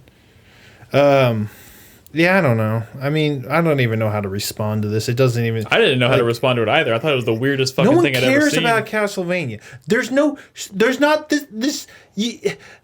All I want is like cool Castlevania like merch, swag, anything cool from Castlevania. It doesn't exist. Like where. He wants more Where- Castlevania, just not like this. No, like I want fan art. I'd set up for like really dope fan art. That barely exists. It's like there's no Castlevania fans. I don't know. Overwatch though, get that and buy the fucking cum bucket full. Oh, Jesus Christ. I don't even know what to say to that. Okay. He went there. It's not a slight against Overwatch. You're I just a wish baby. there was enough fandom to spread around. It is strange. All right, let's move on.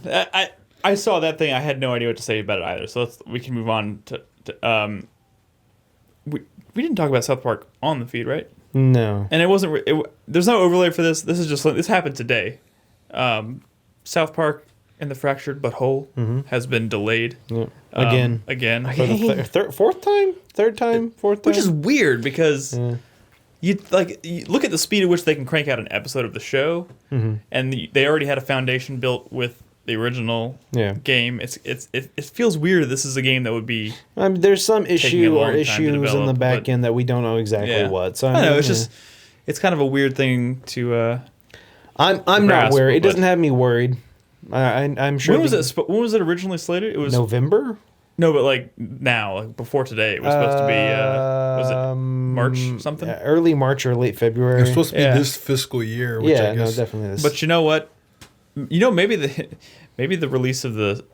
Oh no, I don't think the release of the it's Switch been is delayed and delayed and delayed, and it makes you kind of worry about the project a little bit. But then the first one had these similar issues. yeah. especially because the whole THQ thing, and Yeah. that game turned out great. So The thing I is, mean- Jack, no, Obsidian is not making this one. No. No, it's Ubisoft. internal, studio. What studio? Ubisoft. some weird Yeah, city. Yeah. Some weird city. San think Fran? so. Again, I think it's San Francisco. Weird city. Yeah. I knew it wasn't Montreal. I knew it was. I knew it was One of the a mini US studios in Montreal. Yeah. So yeah, that's kind of a bummer. But hey, the first, like literally, I was looking at my list. The first, pretty much now through May is just stupid packed. Yeah. With crazy stuff. So Through June, actually. what's Through in July, What's actually. in June? You know Lots what? of Through August. Yeah. It's September, I think. It's is good. it- Oh. Even December is going to be crazy like it was last year. Dude, you like know, I'm- fuck you forever. Like there are enough games in the first 6 months I could easily see like any one of them being top 10 material. It's nuts. Lots of good games. So what's next? Chris Davis, give me an overlay. Starbreeze is publishing Psychonauts 2. Ooh, this is Not only that, but they pumped a bunch of money into it as well. like $8 million or $8 something. million bucks. This is great news. Did y'all see the new footage? I watched that Dude, the it's video. fucking pretty. That game's looking. It's starting to look like a real game, which is kind of exciting. Again, I've never played the original Psychonauts beyond what we did for that video, but I don't know. I kind of wanna like hold off on knowing anything about Psychonauts. you know 2 what comes out the and end of just the month? experience it fresh like I did with the first one. Fucking the VR thing. Oh, I the want to get Rhombus- that. I want to yeah. play that. Rhombus of Terror. or Rhombus of. Rubid. is that gonna be like a What is that called? like a hefty experience, or is it gonna be No. more of a? I mean, it is an experience. I think if you buy Rhombus it, of like Rubid? Psychonauts comes with it. Oh, okay. So like it's. There's that. I think that's to offset the price of like I think it's $20. Yeah, Rhombus Cool. Ruin. It is definitely more of like a Batman thing. Yeah. And more of like even a story. I mean, yeah. So, but you know, I love Psychonauts. Delightful. So yeah, I mean, Starbreeze is Rhombus of Ruin. Yeah. Starbreeze is fairly new to the publishing game, right? They haven't been publishing. No, I mean, well, they have for the past few years. Oh, They publish Brothers. Oh yeah, they did. Mm-hmm. That's right. That was a good game. Yeah, yeah, yeah. All right, what else you got, Chris Davis? Throw me another overlay. Do we have more? Oh God, I forgot about this. Oh, really? I did not hear this Really? news. I'm stressing out. Apparently, E3 2017 will be open to the public. You didn't see this? How did you miss this? You seen this? Hey, You I heard have about a this? You job. seen I this? don't know. I've You been heard about working. this? Dude, how did you see the Castlevania thing? You not see this? Like, People Castlevania tweeted thing, at me. yeah. Probably Dude, has a a billion. Google I alert looked for on Twitter. Castlevania. I looked on Twitter, and like it was for like the entire day. Nick, you know what I Yesterday, didn't it do was nothing today? Look at Twitter. E3 I just- 2017 is open to the public for 15,000 consumer badges. I'm just glad That's a that, lot that of I fucking a finally. lot people. of fucking people. I'm just glad I got to go the last year that it was industrial. The thing is, last year it wasn't industry only. No, there were still public They gave people. 5,000 Oh, that's right, consumer they did. badges. They've tripled Fuck. it. 15,000 consumer badges going on sale on Monday. There were so many people there. Last year there was 53,000 people. It was down from the year before that. I think 2015 had higher. So this Do you is think probably- that's why they did that then? partially? I mean, they've been slowly dipping, trending back towards. I mean, when you think about it, it's kind of crazy to have a show that extravagant and that expensive and not have it open to the public Yeah. in some shape or form. They're looking at all that PAX money. And so part of me is happy because a lot of people want to go to E3 and this would be kind of their opportunity to do so. Yeah. I mean, it's not cheap. It's $150 if you get the tickets early. If you don't buy them on Is day that one, for like all days? all 3 days. Oh, that's not that bad. What is fucking PAX up to these days? 45? For 3 days? No, it's like No. 100. It's like 115. 60?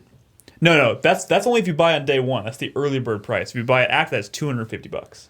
Yeah. But still, that's better than like you could technically have bought a badge to go to like E3 when it was industry only, but they charge like $1,500 for a ticket, which is kind of what deterred most people from going. And you But had, yeah, you had to be somewhat related to the industry. Yeah, and you had to have some kind of connection to the industry. Like you could be like a GameStop manager though. I mean, yeah. So I don't know. Like, part of me is happy because this will give people a chance to go. It'll probably have an impact on like the vibe that's there, and But at the same time, you're also going to see longer lines, and Well, for PAX it's gonna South, a make it 3-day harder. pass was $75. It's gonna make it hard for media. It was $45 a day. That's what it was. Anyway, sorry. No, we know Chris Day was like.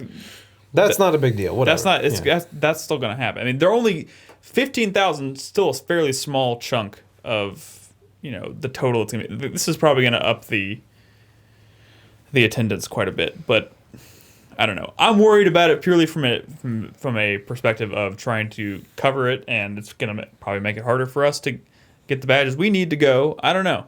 I don't know what to think, but it's got me a little stressed out. Dude, it's gonna be great. It's gonna be fun. We're gonna have a great time. We're gonna cover all the press events from sidewalks outside, watching on our phones again. That was real. It was like a real bonding moment for all of us. Although to be honest, the fact that they're making it, I mean, the press conferences aren't public. Right. But who That's knows? probably gonna make it even harder to get into those. Yeah. Though. True. I don't know. Or it could go either way. I don't know what to expect. This is just, I don't know. E3 is changing. I know we don't have an overlay, but does Crispy want to chime in on all this Circle of Life controversy? No. The what? The GameStop stuff? Oh, GameStop Circle of Life, because people have been publishing articles about it. What the fuck is Yeah, this? which is not Dude, really new. It's but not new. It's GameStop's They were calling it business Circle of model. Life when I was there. Yeah, it's GameStop's business model. Oh, but Nick, it's Circle of Life on steroids. It's like everybody dirty has a math. specific Circle of Life score that is derived from like how many like pre-owned games you sell, how many like games you take in trade, like stuff that like you might not even have control over.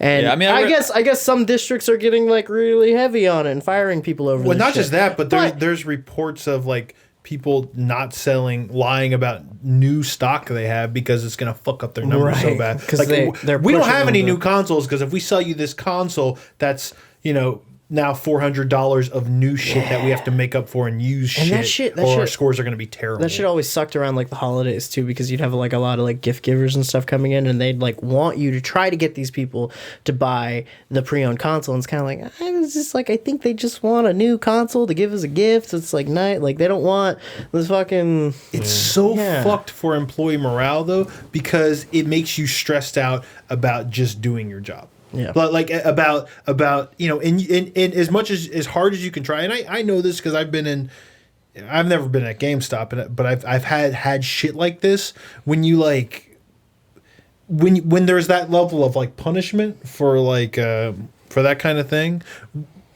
At a certain point, it's just out of your hands, and you don't really have control over the fact that this person wants to buy this brand new game and not pre-order anything, and it just puts you in a shit mood. I think it's symptomatic of like maybe some larger Yeah. structural No, problems they're at going to GameStop. hell, yeah. Well, it's not that they're just now going to hell. Like Nick and I were working together at GameStop in 2010, and I was working there all the way up until last year, and the number of like programs and the number of like new merchandise that they tried to sell and then just like kind of dropped, the way that their focus changed, so they were like super mercurial about like this 6 months we're really into selling pre-owned, this 6 months we're really into taking in trade, we're really into selling like pre-orders and subscriptions. This month like we're gonna try and sell phones. like looking at it over from like a long, like kind of a long stretch of a few years, like inside the company, like they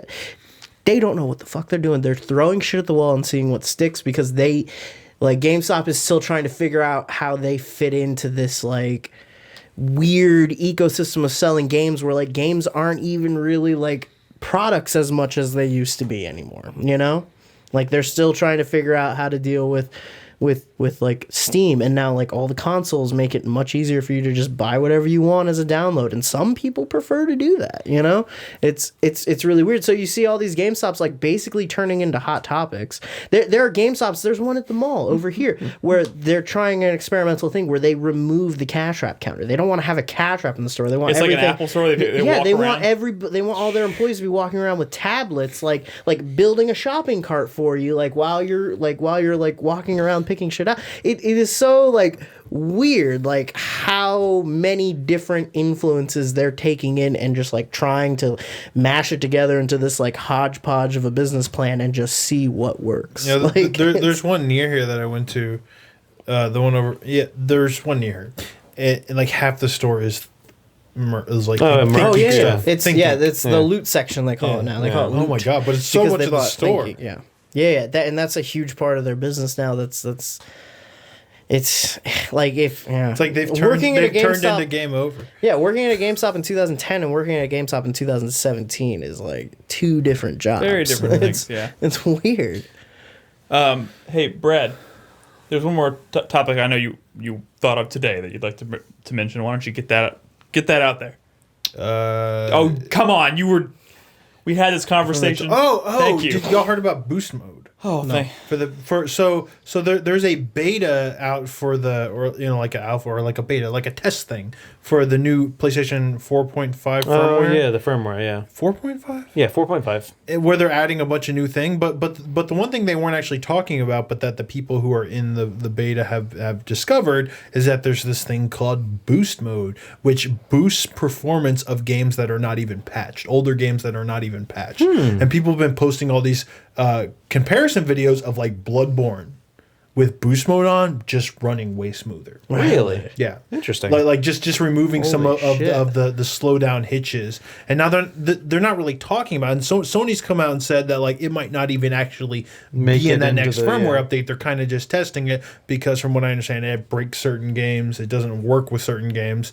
Because, like it's not that simple. Oh yeah, but like in some cases, I could definitely see it being that simple. Because I mean, with PC hardware, you throw in a new graphics card, and that game's just gonna run better. So like, why would that not happen on a console as well? I mean, the PS4 Pro has that power. It's just the rollout of exploiting that power seems so like slow or minimal. But like something like an overall checkbox that you can turn on to speed up a lot of games that had no actual work done to them is kind of nice. Like I saw a Evil Within video. It was like the intro to that game that like really chugs on the PS4, and with boost mode on, perfectly smooth. Which like that's the first thing I've seen for the PS4 Pro that seems like the kind of thing that makes it worth it. The kind of shit that it should have been doing from the beginning, honestly. Well, maybe wait and see if it sticks before taking the plunge, I guess. But yeah, people on Nioh were like, "Why is no one talking about this? Look at these videos." It's very noticeable. You know. What I mean? All right. I think Nolan said we have a lot of questions this week. We do. We have some good questions from our supporters on Patreon, which I'll take this opportunity again to once again remind everybody we posted an update to our Patreon campaign today. If you want to find out more about our new campaign, head on over to 4playernetwork.com, or you can, of course, just visit the Patreon page at patreon.com/4player. We've got some new tiers, some new goals we're working towards. We're starting out small, just the next goal. I think we only have to hit another like $50, I think, to hit this next goal, and that's we're going to launch some new shirts, some new clothing products in our store, like hoodies and whatnot. G-strings. Damn it. Damn it. So we're pretty close on that one already, but after that we have additional milestones y'all can check out. You'll see them all on patreon.com/4player. We'd appreciate your support. No pledge is too small. In fact, by just pledging $1, you can ask us questions like these lovely questions that Nolan's about to read, right? Yeah. That we're going to answer now. Should we get a 4-player Teddy? I don't think our storefront has the ability to produce teddies. Oh, okay. We're talking about like the clothing teddies. Yeah. Not the bears. Yeah. Wait, what's a teddy? I'll show you some pictures after the show. Yeah. All right. Yeah. So it's time for the community. like a banana hammock? The community. I love our people. Thank you, Nolan, for that lovely rendition. All right. So time for the community. Part of the show we talk about the community, the people we love, you, the people, your holes and your ears and all that stuff every week. Whoa. We enter their ear holes every week. Okay. It's an audio podcast, Nick. Yes. Audio. I'm just not comfortable talking about our It's community's a source holes. of oral pleasure. Can you hear me? Oral Oral with an A. pleasure. Oral. Anyway, a new patron this week. Yay! Yay! New patron. Yeah. Eric G. Eric. Thank you, G. Eric. We also have a question from Eric, so we'll Sweet. get to that here in a second. First, we got some other questions we're going to get to. Nick the Batman. Fuck, marry, kill. Oh God. Okay, but if this has to do anything with desserts, we can't. Oh, it depends on Is what it you inanimate consider object or people? a dessert. Katy Perry, Oh. Nicki Minaj, Taylor Swift. Oh Boring. Wait, No, fuck, I marry, can't- kill. I can't. I'd fuck Nicki Minaj. Brad likes that bubble are butt. the? Dude, I think I'd kill Katy Nicki Perry, Minaj. Nicki Minaj, Taylor Swift. I don't have anything against Nicki Minaj. I just like there's something like about her face. That's Her racist. skin color.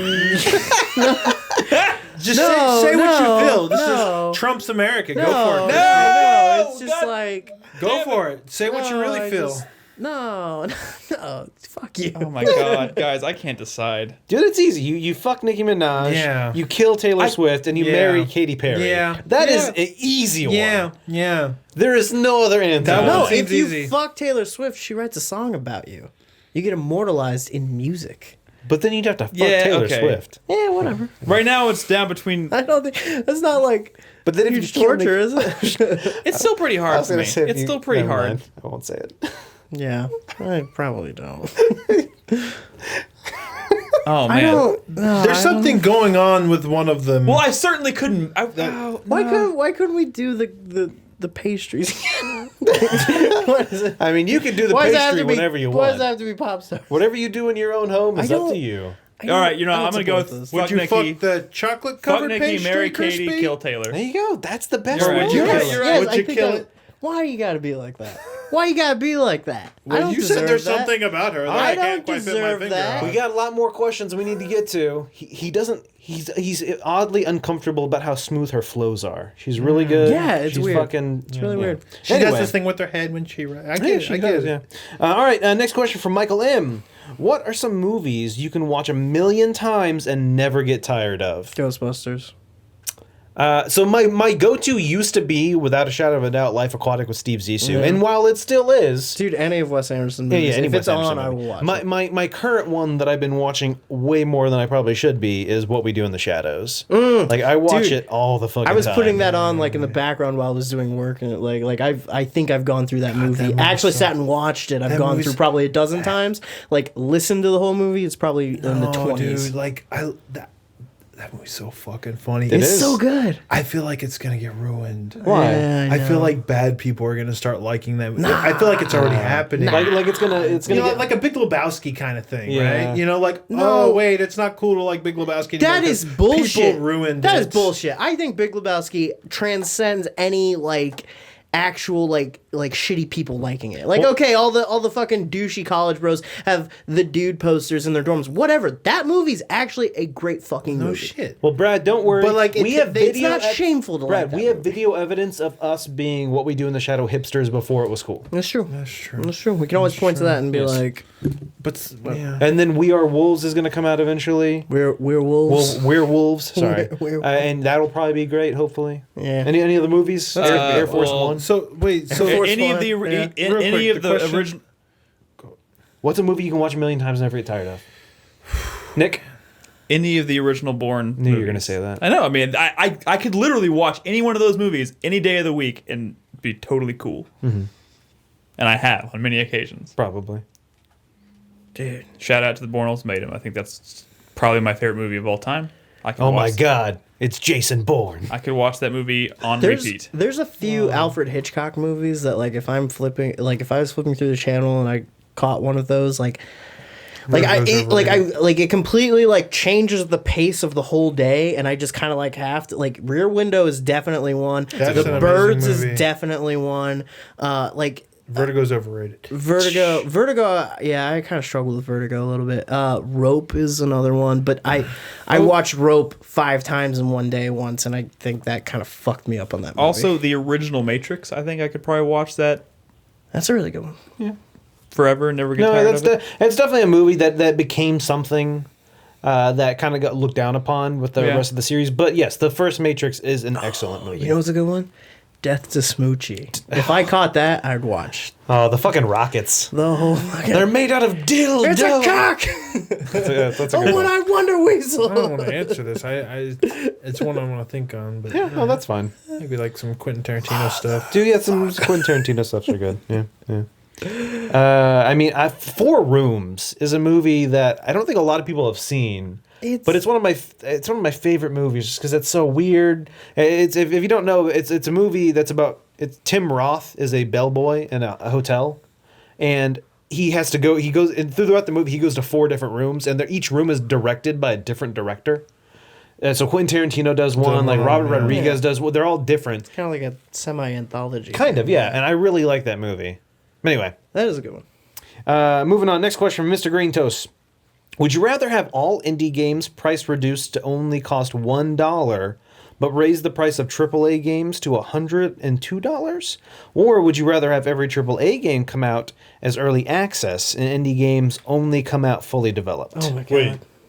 That's weird. That sounds horrible. That is Either a way. weird ass question. Yeah, let's just go There's with a the lot first to part of the unpack. You question. lost me at early access, so I Yeah. would take the first one. I wouldn't want indie games to all be priced at $1 because there wouldn't be indie games. Yeah. And I wouldn't want all AAA games to be priced at whatever he said because they're already like, it's kind of rough buying a bunch of new games every year anyway. Like This is just the that's- future. This is the direction things are going. Yeah.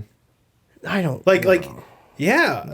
Like a lot Dude, of if anything, like indie game games prices are kind of like some becoming of them, more some sophisticated. prestige indie games, but like the rest, it's like a race to the bottom because look at Steam, man. It's like a shit show. Look at the mobile space. It's a shit show. Hey, can we go back to movies real quick? Sure. Mystery Science Theater 3000, the movie. The movie, I could watch This Island Earth. I could watch that. Dude, any episode. Well, I know, but yeah, the yeah, movie This Island specifically, I fucking love to death. Anyway, sorry. Yes, I agree. Indie game hope pricing Tom is didn't see getting my more bones. complicated. You know what? That's tough. Like, essentially, it boils down to: would you rather have indie games cost $1 and AAA games cost $100, Well, you or can buy a lot more AAA indie games come out in early access and indie? I don't know. It's kind of oddly. It's a weird It's a weird question. question. I don't know. That's I'll take tough. all games for $1. Yeah, that would be nice. I agree with what Crispy's saying, though. Indie games costing $1 wouldn't really be feasible because then indie games couldn't survive.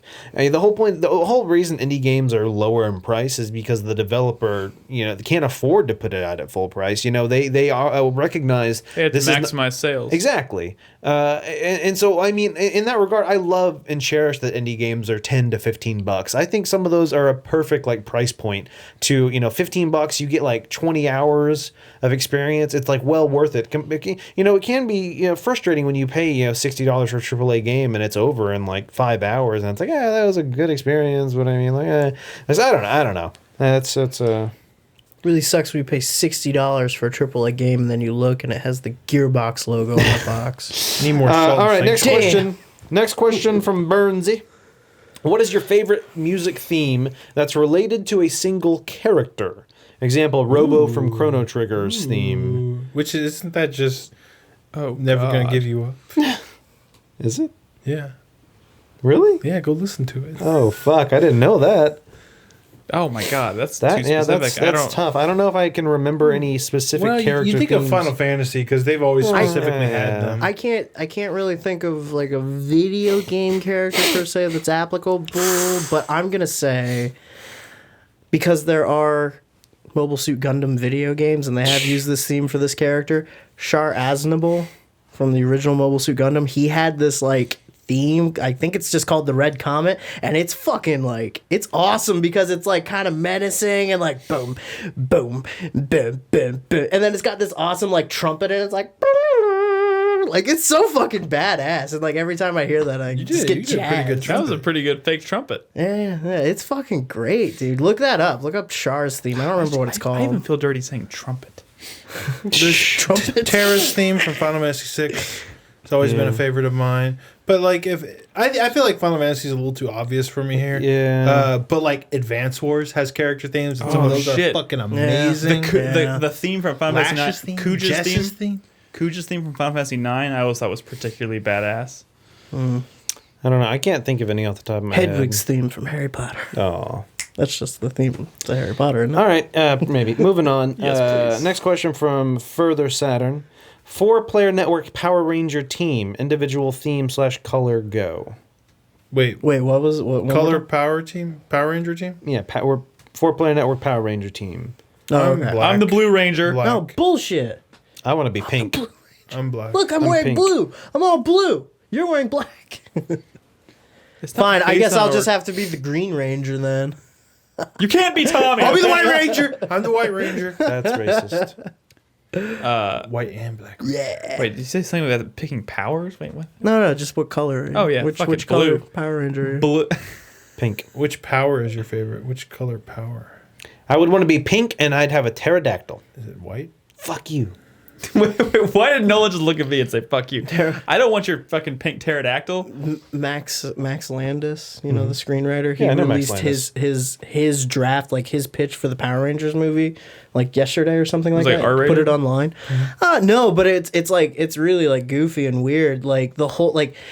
In his version of the movie, when they get the power coins, they just kind of like distribute them amongst themselves, and everybody gets their traditional color, except for Zach gets the Pink Ranger coin. So he spends the whole movie as the Complaining. Pink Ranger, and Kimberly, who's like in this version is like some like punk kid, like spends the whole movie as the the Black Black Ranger? Ranger, and then at the end they kind of talk about like switching their coins for. But like he gets the Pink Ranger coin, he like hates it, but then he's like flying the pterodactyl, and it's like cool and shit, you know. And he's like, I don't fucking care. This I'll is be great. pink, whatever. All right, moving on.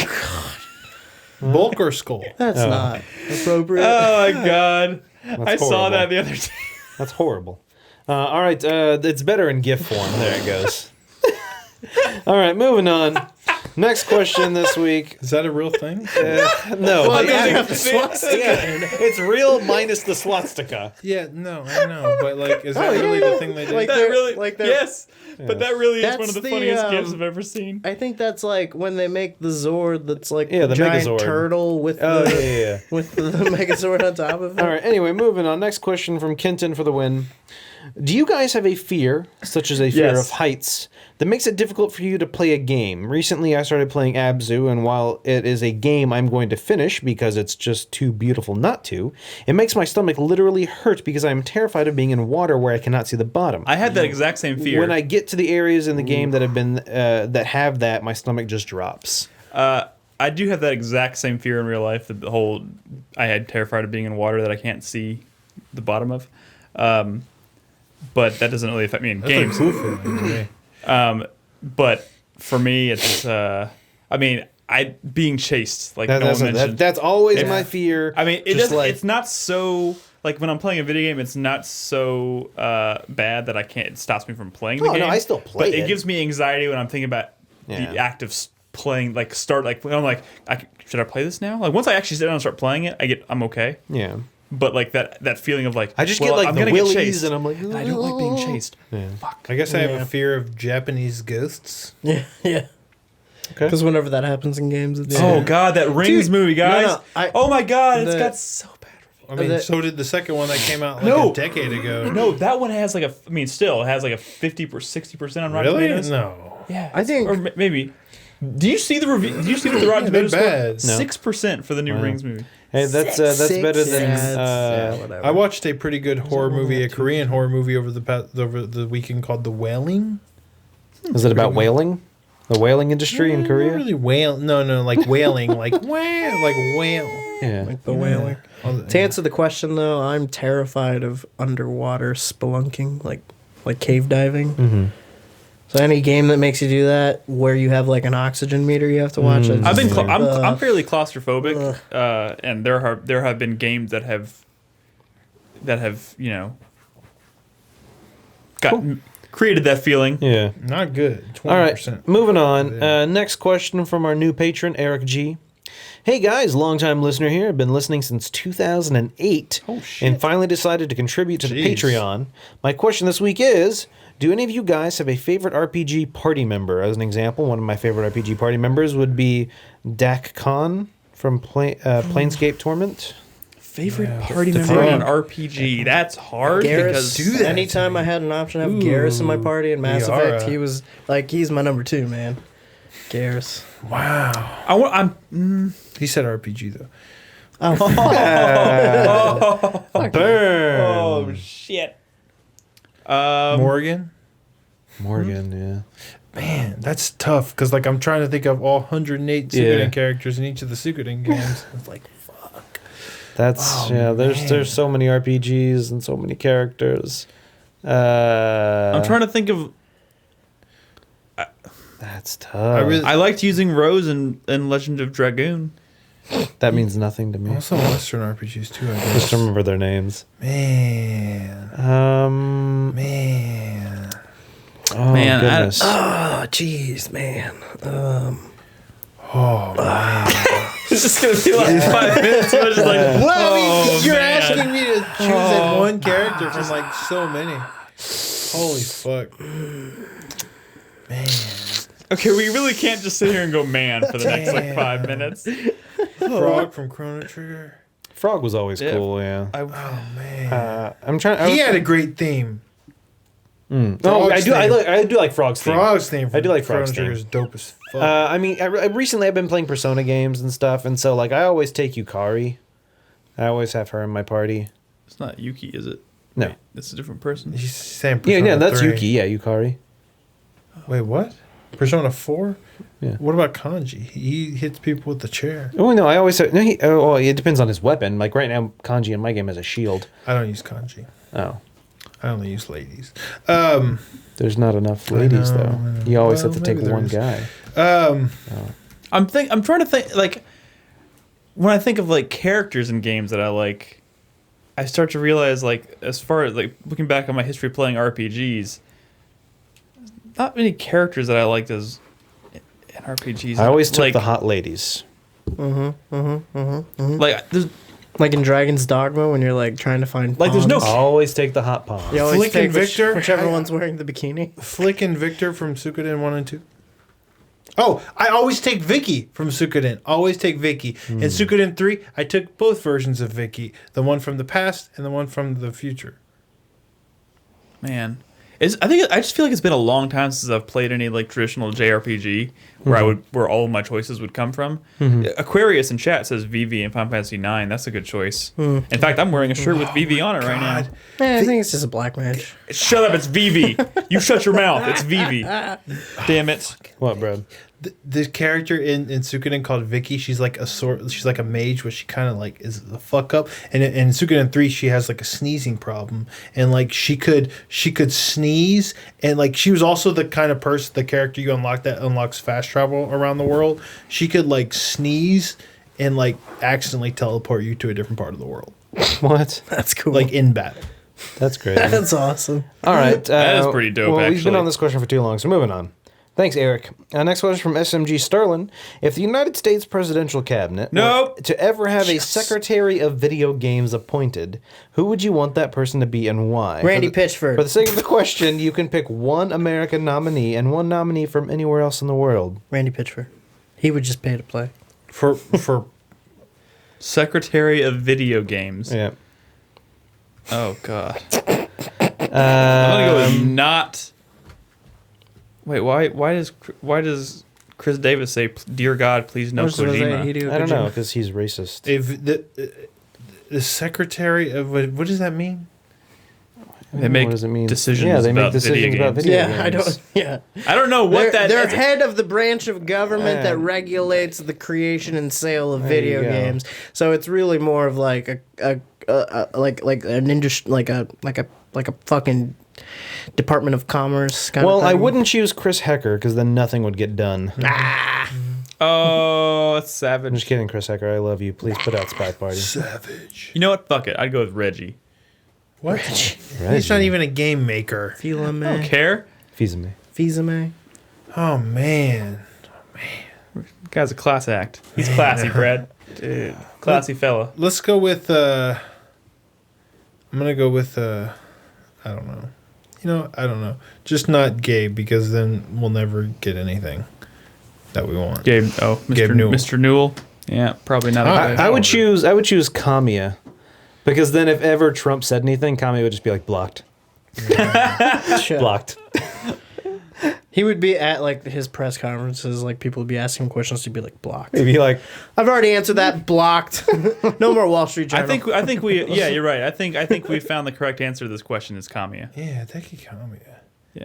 Yeah. Unanimous decision right now. all right, someone Secretary call of up Video Kamiya. Games, Get Hideki him over Kamiya. here. All right, final Someone question tweeted him this right week. now and tell him he's been voted by us as Secretary of Video Games and Don't do that. He'll probably block you. blocked. But then also CC Donald Trump so he blocks Donald Trump too. All right, final question this week from Adam. What is your opinion on BioWare, quote, removing Paragon and Renegade dialogue options from Mass Effect Andromeda? Supposedly they want to distance the game from Shepard's story. Best Just idea think they've ever come. I mean I think that's a great idea. yeah, I think the Dragon Age games specifically were at its best when they weren't dealing with that bullshit like with Origins. When it I wasn't so think- like black and white, like, oh, I this is think good it's- and this is bad. It's a really cool idea and concept because the whole idea behind it wasn't that like you could make a hero character or a villain character. It was like you could make like a kind of noble, like clean cut hero, or you could make like a fucking But in you know, reality, like loose witty, cannon. like In loose reality, cannon, any game that rough deals- around the edges character. But you're right, like the implementation of it was Execution was just bad. like white bread shepherd, or like this guy's a fucking dick shepherd, and he's not even like cool. He's just like, I hate you, oh, news lady, I'm gonna punch you. Like why? What? That was so dumb. I mean, it was an evolution of like Jedi Sith kind of thing. Yeah. And Which is just- But in that and of was itself- all about good or evil. Like And like any game that that has characters that deals in shades of gray versus black and white. black and white. Yeah, I I think don't it's going to be infinitely more interesting. No, I think it's a situation where, they can still have some sort of system, but I understand that people would complain. So I would say they could have a system where you just have dialogue options, and if you can choose the nice thing to say or you can choose the dick thing to say. But I understand there will be people out there who probably get mad because like, well, I didn't know it was going to be a bad decision, and so I don't know. Like I can see where why people could be upset about that. But I mean, yeah, just shades of gray. Why not? Just fucking give me a list of options for him to say, and I can choose which one I think he should say. like a lawful versus chaotic kind of thing. Like the way Fallout did it was kind of nice because it wasn't about like this is a good thing, this is a bad thing. It was just like this is serious, this is jokey, this is like that made it easy for me to like pick the tone of my character. All right, well, that's all the questions this week. Thank you to all our patrons who asked questions. Any patron can ask us a question. Yep. All you got to do is be a patron. Just go to 4playernetwork.com/Patreon or patreon.com/4player. Yep. Become one. Ask us any question you like. As you saw this week, wide variety of questions. Correct. And All right. that's it. Thank you, Nolan. It's time to wrap up the show with a 4-player minute. You know what that means, guys, right? No, what's that mean? Hype, 4 sweat, minutes to fuck get you, out and of thank here. you of the week. Brad's gonna start us off. Go. my sweat is for life. No, I'm just kidding. That's It's for the Switch. I don't think it's gonna happen. I'm pretty sure it's coming out. I've cooled on it quite a bit, actually. Yeah, but how about that Legend of Zelda? Well, yeah, I'm definitely gonna play that. just not on a Switch. Just not on a Switch. But, who cares? My hype is, honestly, Final Fantasy 15. There's a patch coming out at the end of the month that lets you use your MP3 player on the Chocobo. I wish that would have been out when I played it. That changes everything because I can listen to the Final Fantasy 7 overworld theme while I'm You know what the bad thing chocoboing about across the world. You know what the bad thing about that whole listen to other songs from other Final Fantasies? I could not pick a Final. I mean, I can't remember a piece of music from Final Fantasy 15 because. So hold on. All I will say, Nick, that some of the music in the game was actually very good. Yeah, but I can't and remember My any of problem it. with this game, I think during the car they shouldn't have let you done music on the Chocobo. They should. I think that's how they should have done it. Because during all the main story like sequences where you have to be driving, you could be listening to the main game's music. Yeah. And you know why also, Nick, you can't remember the music? Most Final Fantasy games, you hear the music during story cutscenes and stuff, Yeah. which don't happen in this game. Yeah. So that's why. But yes, I know what you're saying. Sorry, Brad, continue. My fuck you goes to waifus. for ruining everything I've ever loved. Actually, I can't blame him too much. I mean, without waifus, Fire Emblem would probably be dead like Advance Wars. You know what, Brad? Maybe some of the blame is on you. No. We Wait, always why? got to put the blame on the waifu. Well, the waifu loving people Oh, okay. that made Fire Emblem Heroes what it is. That's fine then. My thank you goes to my lovely wife, who Fu. what? No, the real one. My lovely wife, not Fu, who gifted me not only a copy of Nioh for Valentine's Day and gave it to me early, but a coupon, which is a coupon that lets me play all day, sun up to sundown, on a random weekend day of my choosing. Nice. Yeah. It's pretty legit. The old coupon Yeah. thing. Oh, I've done that before. I've given Yeah. Bernadette coupons. Hey, that coupon, way more valuable than Nioh. Trust me. Cool. I'm not going to tell my story about coupons. Let's move on. You done, Brad? We're yours. Yeah. All right, my 4-play minute starts. My lewd now. coupons. Lewd coupons are best coupons. There was one that involved fruit by the foot. Oh, God. Anyway, my 4-play minute starts now. My hype is for more Nioh. I'm excited about that game. I'm liking it. It's tough. I'm sorry. I definitely have died way more to random mobs than to actual like bosses and stuff, which is kind of how it is in Dark Souls anyway.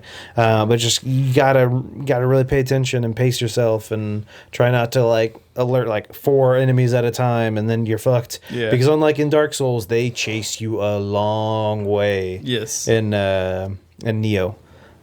You gotta be careful about that. My sweat goes to Yakuza 0. I don't know if I'm gonna get around to playing it. Like it's kind of one of those things where I'm trying not to spend too much money on video games or time. And Yakuza 0 is $60. Like I can't it's not gonna go on sale anytime soon. And I just don't know if I'm gonna end up picking it up at all. We'll see what happens. Man, I wanna play it. End of the year. Crispy gives up on it. I give up on it. You guys I'm don't not giving play up. it. I haven't given No up. one here is talking about I Yakuza wanna at the haven't end of the given year. up. do it. I haven't given up. I just I la, can't bring la. myself to do I it fully yet. intend to play Yakuza 0 not at gonna- to some degree this year. My thank you this week is going to go to, and this is hard for me to say, Brad. That doesn't sound right. That didn't hit my ears right. Yeah. What? Say again? For Brad Cooper. for getting me to watch Fargo. It's not like he said anything recently. The last time he said something was probably almost a year ago. But it was always in the back of my mind. Whenever I'm looking for like a new show, it was always, oh, I should check out Fargo. And finally I got around to doing it, and goddamn, that is a good fucking show. Like I couldn't stop watching Did you it. finish first season? I did. Have you started second season? I've seen the first half of the first episode of the second season. Oh. Okay. It's. I think the second season is even better than the first. It's Okay. it's such a good fucking show. I'm ready to keep watching it. And then my fuck you this week is going to Persona 4. It just like it seems like it's taking longer than Persona 3 for some reason. I don't know if that's I tried the to go back case. to it recently. I was at the start of a dungeon and I was Which dungeon? Past where I'm at, I'm assuming. I'm I'm in the Naoto dungeon. okay, yeah. No, that's the dungeon. Oh, okay, that one. Yeah. So that's where I'm at right now. So I'm almost caught up to Brad then. So no, I mean you're where I am because Okay. I started that.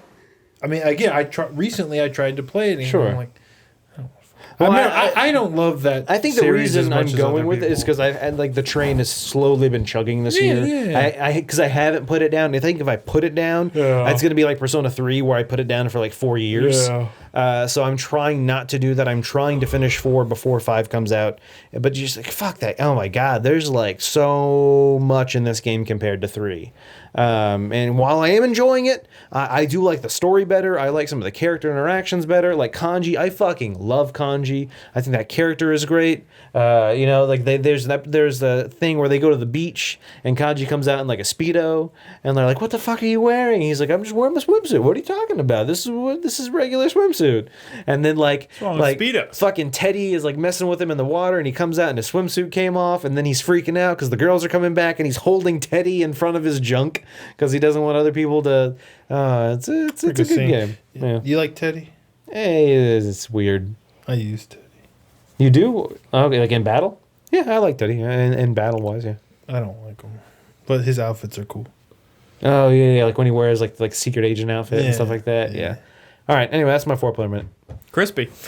My hype is for Yakuza 0. Oh shit. Man, You fuck bitch. You, bruh. Fuck you, bruh. Whatever.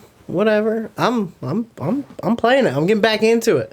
I'm so close to getting to the point where like all the mini games and stuff really start like taking off, and I can't wait because The batting I was cages one's hard. reading more and like watching videos and stuff of like the different mini games and stuff, and that got me like all excited all over again. So I want it. I'm Maybe I going need back. to show you like clips of the real flesh women videos. Did you see Jack's tweet the other day? I saw that one. Yeah. That was a good tweet. Yeah, but that was that 0 or was that 6 or I don't know. I think he's but it playing was a 6 good again. tweet. I don't know. Because that was like he was like chatting on a computer, like Yeah. on a webcam, which I don't think Was that'd it be real Yakuza. fleshy women? Okay. Yeah, it was a real video of of a flesh person. There was a lot of flesh in the right places. Yeah.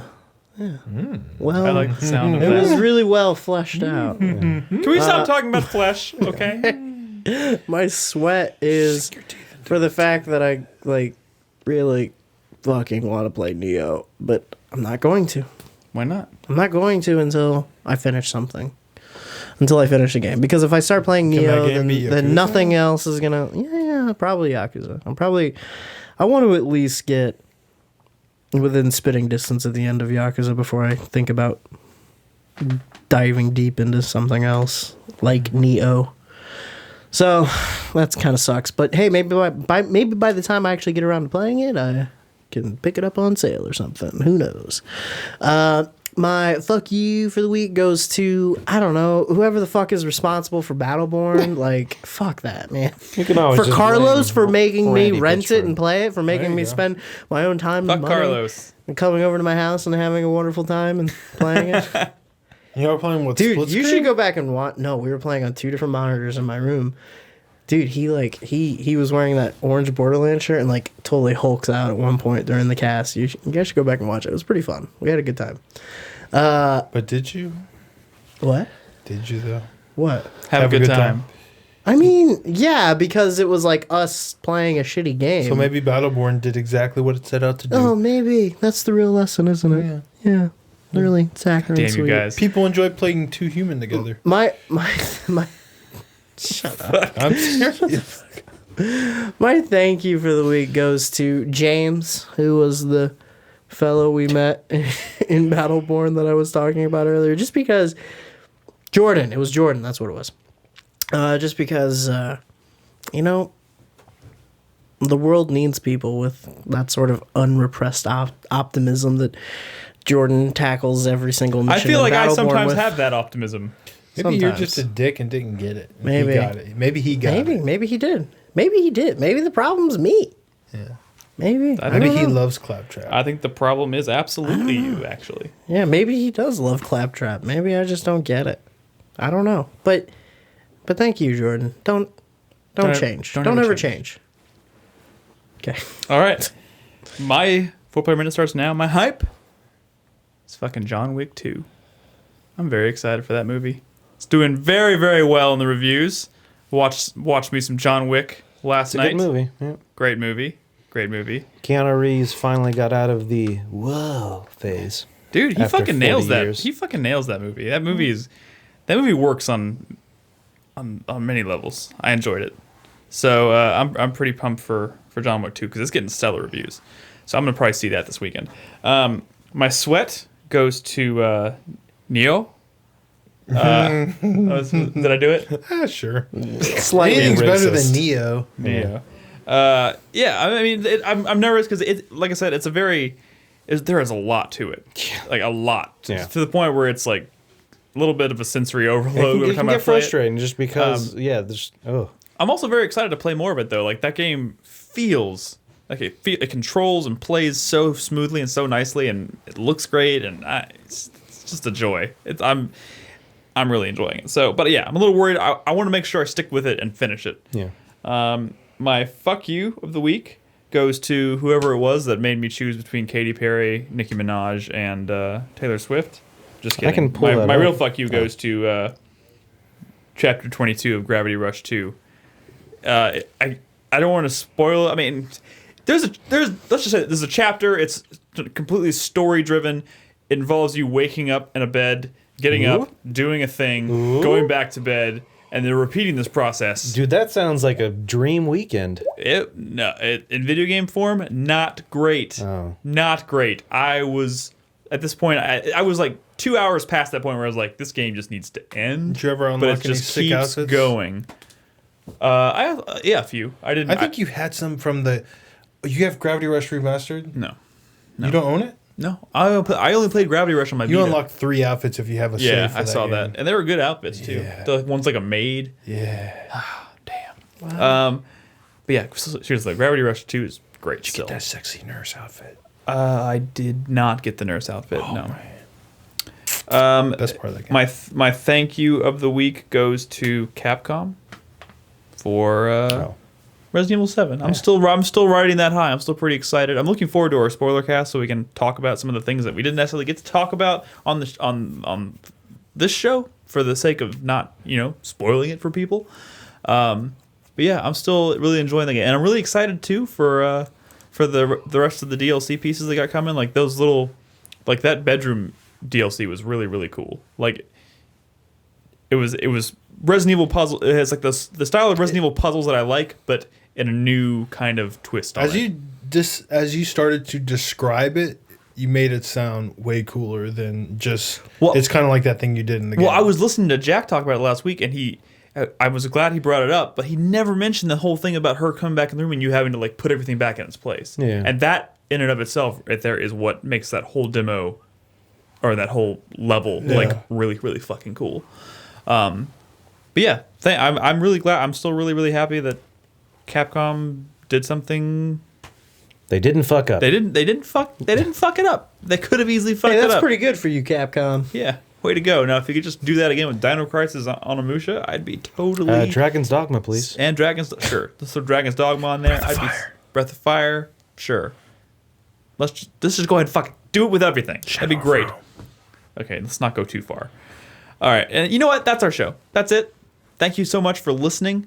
Again, you can support us on Patreon, patreon.com/4Player. If you're a $5 plus supporter on Patreon, you can link your Discord and Patreon accounts together, and you can spectate when we record the Resident Evil 7 spoiler cast on Sunday night.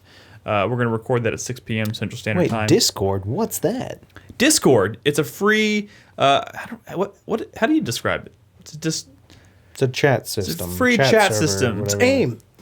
It's not quite. No, it's not. Let's not say that. You can join our Discord server. It's discord.gg/4player. It's completely free. You can go in there and chat with the community. You can chat with us. We talk about video games and stupid shit all day long. It's great. Like I said, go join, and you can sync that up with your Patreon account if you're a supporter on Patreon, which will give you access. If you're a $5 supporter or higher, it'll give you access to that special voice channel where you can spectate when we record bonus podcasts like the spoiler cast. So anyways, 4playernetwork.com is the website. We hope you enjoyed the show, and we will see you this time next week for another episode. Bye. Good night.